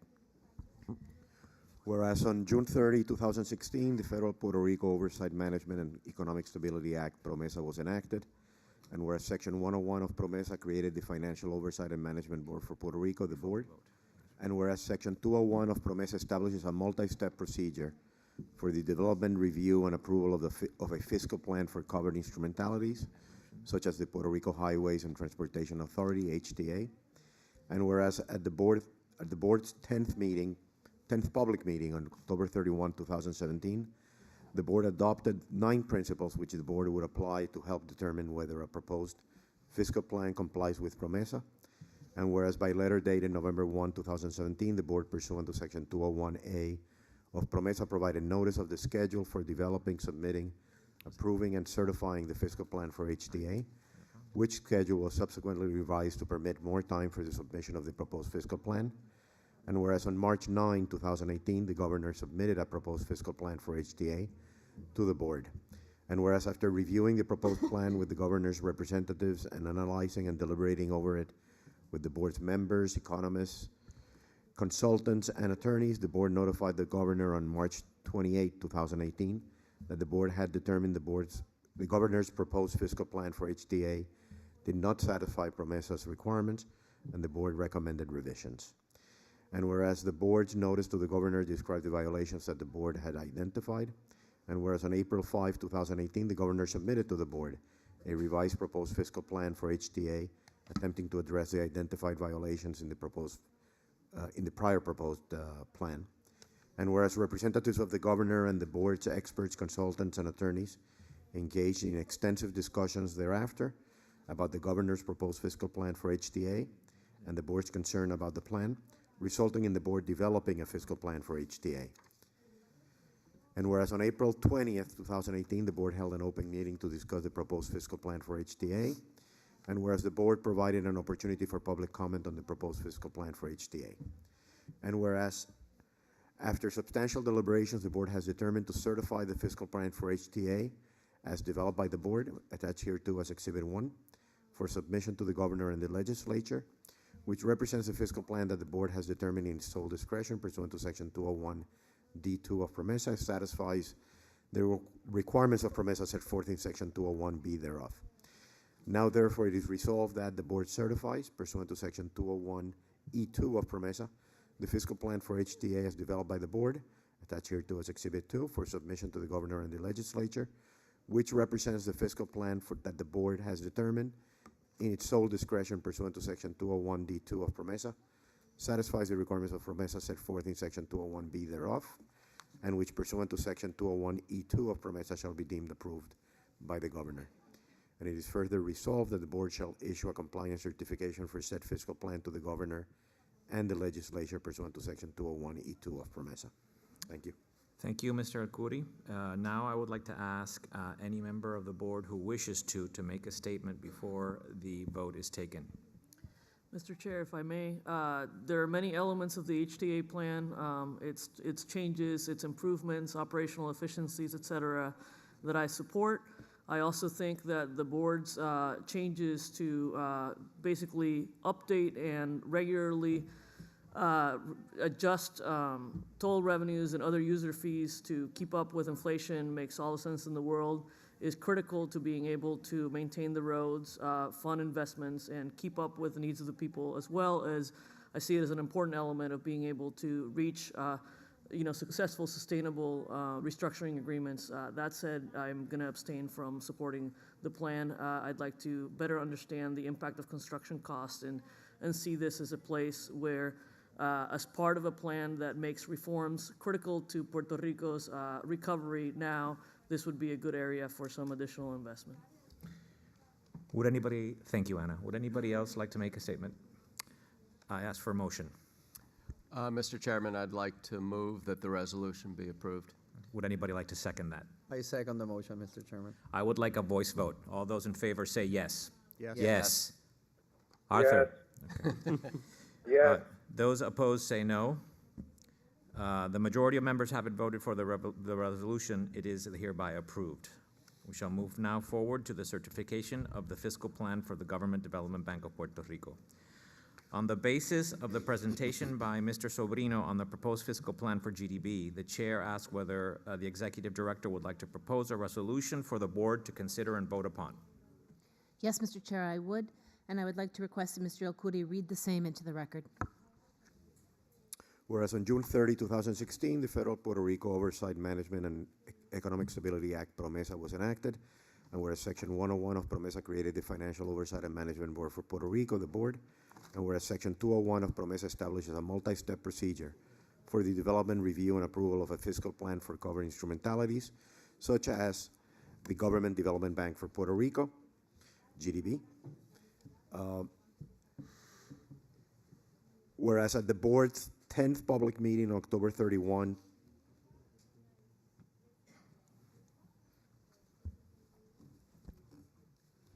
2017, the board adopted 9 principles which the board would apply to determine whether the proposed fiscal plan complies with PROMESA. And whereas by letter dated November 1, 2017, the board, pursuant to Section 201A of PROMESA, provided notice of the schedule for developing, submitting, and approving and certifying the fiscal plan for GDB, which schedule was subsequently revised to permit more time for the submission of the proposed fiscal plan. And whereas on March 21, 2018, the governor submitted a proposed fiscal plan for GDB to the board, and whereas representatives of the governor and the board's experts, consultants, and attorneys engaged in extensive discussions thereafter about the governor's proposed fiscal plan for GDB and the board's concerns about the plan, resulting in further changes incorporated into the government's proposed plan. And whereas on April 12, 2018, the governor submitted to the board a revised proposed fiscal plan for GDB, and whereas on April 20, 2018, the board held an open meeting at which GDB presented the final proposed fiscal plan to the board and the public. And whereas the board provided an opportunity for public comment on the proposed fiscal plan for GDB and discussion thereof by the board. And whereas after substantial deliberations, the board has determined to approve and certify GDB's latest proposed fiscal plan presented at this meeting, a copy of which is attached here to as Exhibit 2, for submission to the governor and the legislature, which represents the fiscal plan that the board has determined in its sole discretion pursuant to Section 201C3 of PROMESA, satisfies the requirements of PROMESA set forth in Section 201B thereof. Sorry. Now, therefore, it is resolved that the board approves and certifies GDB's latest proposed fiscal plan presented at this meeting, attached here to as Exhibit 2, for submission to the governor and the legislature, which represents the fiscal plan that the board has determined in its sole discretion pursuant to Section 201C3 of PROMESA, satisfies the requirements of PROMESA set forth in Section 201B thereof, and it is further resolved that the board shall issue a compliance certification for said fiscal plan for the governor and the legislature pursuant to PROMESA Section 201E1. Thank you, Mr. El-Khoury. Would any board members like to make a statement, say something regarding this issue? No.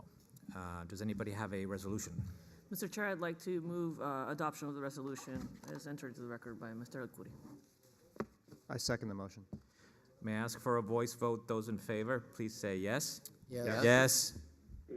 Yes. All members having voted unanimously for the resolution, it is hereby approved. We shall move now to the certification of the fiscal plan for the University of Puerto Rico. On the basis of the presentation as proposed of the proposed fiscal plan for the University of Puerto Rico as developed by the board, the chair asks whether the executive director would like to propose a resolution for the board to consider and vote upon. Yes, Mr. Chair, I would like to propose such a resolution and request that Mr. El-Khoury read same into record. Whereas on June 30, 2016, the Federal Puerto Rico Oversight Management and Economic Stability Act, PROMESA, was enacted, and whereas Section 101 of PROMESA created the Financial Oversight and Management Board for Puerto Rico, the board, and whereas Section 201 of PROMESA establishes a multi-step procedure for the development, review, and approval of a fiscal plan for cover instrumentalities, such as the University of Puerto Rico, UPR, and whereas at the board's 10th public meeting on October 31, 2017, the board adopted 9 principles which the board would apply to help determine whether a proposed fiscal plan complies with PROMESA. And whereas by letter dated November 1, 2017, the board, pursuant to Section 201A of PROMESA, provided notice of the schedule for developing, submitting, approving, and certifying the fiscal plan for UPR, which schedule was subsequently revised to permit more time for the submission of the proposed fiscal plan. And whereas on March 21, 2018, the governor submitted a proposed fiscal plan for UPR to the board, and whereas after reviewing the proposed plan with the governor's representatives and analyzing and deliberating over it with the board's members, economists, consultants, and attorneys, the board notified the governor on March 29, 2018 that the board had determined the governor's proposed fiscal plan for UPR did not satisfy PROMESA's requirements and the board's recommended revisions. And whereas the board's notice to the governor described the violations that the board had identified, and whereas on April 5, 2018, the governor submitted to the board a revised proposed fiscal plan for UPR, attempting to address the identified violations in the prior proposed plan, and whereas representatives of the governor and the board's experts, consultants, and attorneys engaged in extensive discussions thereafter about the governor's proposed fiscal plan for UPR, and the board's concerns about the plan, resulting in the board developing a fiscal plan for UPR. And whereas on April 20, 2018, the board held an open meeting to discuss the proposed fiscal plan for UPR, and whereas the board provided an opportunity for public comment on the proposed fiscal plan for UPR. And whereas after substantial deliberations, the board has determined to certify the fiscal plan for UPR as developed by the board, attached here to as Exhibit 3 for submission to the governor and the legislature, which represents the fiscal plan that the board has determined in its sole discretion, pursuant to Section 201D2 of PROMESA, satisfies the requirements of PROMESA set forth in Section 201B thereof. Now, therefore, it is hereby resolved that the board certifies pursuant to Section 201E2 of PROMESA the fiscal plan for UPR as developed by the board, attached here to as Exhibit 3 for submission to the governor and the legislature, which represents the fiscal plan that the board has determined in its sole discretion, pursuant to Section 201D2 of PROMESA, satisfies the requirements of PROMESA set forth in Section 201B thereof, and which pursuant to Section 201E2 of PROMESA shall be deemed approved by the governor, and it is further resolved that the board shall issue a compliance certification for said fiscal plan to the governor and the legislature pursuant to Section 201E2 of PROMESA. Thank you. Thank you, Mr. Alcuri. Before we proceed to a board vote, I would like to ask any members of the board if they would like to make a statement. Then I would like to ask for a resolution. Mr. Chairman, I'd like to move that the resolution be approved. I second that motion, Mr. Chairman. Then I would like to call for a voice vote. Those in favor, please say yes. Yes. Yes. Those in Yes. again? Thank you, Arthur. Those opposed say no. Then I'm abstaining on that vote, Mr. Alcuri, for the record. okay. Thank you. Based on that abstention, the majority of the members of the board have voted in favor of the resolution, and consequently, it is hereby approved. Now, I would like to ask, do you have a resolution to make? Mr. Chair, based on the presentation of the COSEC fiscal plan and the concerns expressed and further study necessary on said plan as recommended by our Executive Director, I move to postpone the vote on the certification of the fiscal plan for COSEC until such further analysis is completed and presented to the board. I'd like to second that motion. For the sake of formality, a voice vote on that motion. Those in favor, please say yes. Yes. Yes. Yes. Those opposed say Yes. no. Thank you, Arthur. All members having voted in favor of the motion, the resolution is hereby approved.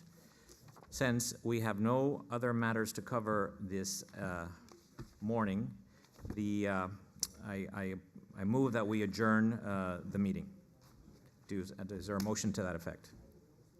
Or I just made the motion. Is there a second motion to that effect? I second. Thank you. Thank you. Then I'd like to have a voice vote regarding that motion. Those in favor say yes. Yes. Yes. Yes. Thank you, Arthur. All members unanimously have been voted for that. The meeting is currently adjourned at 11:55 this morning. Thank you very much, all of you, for being here.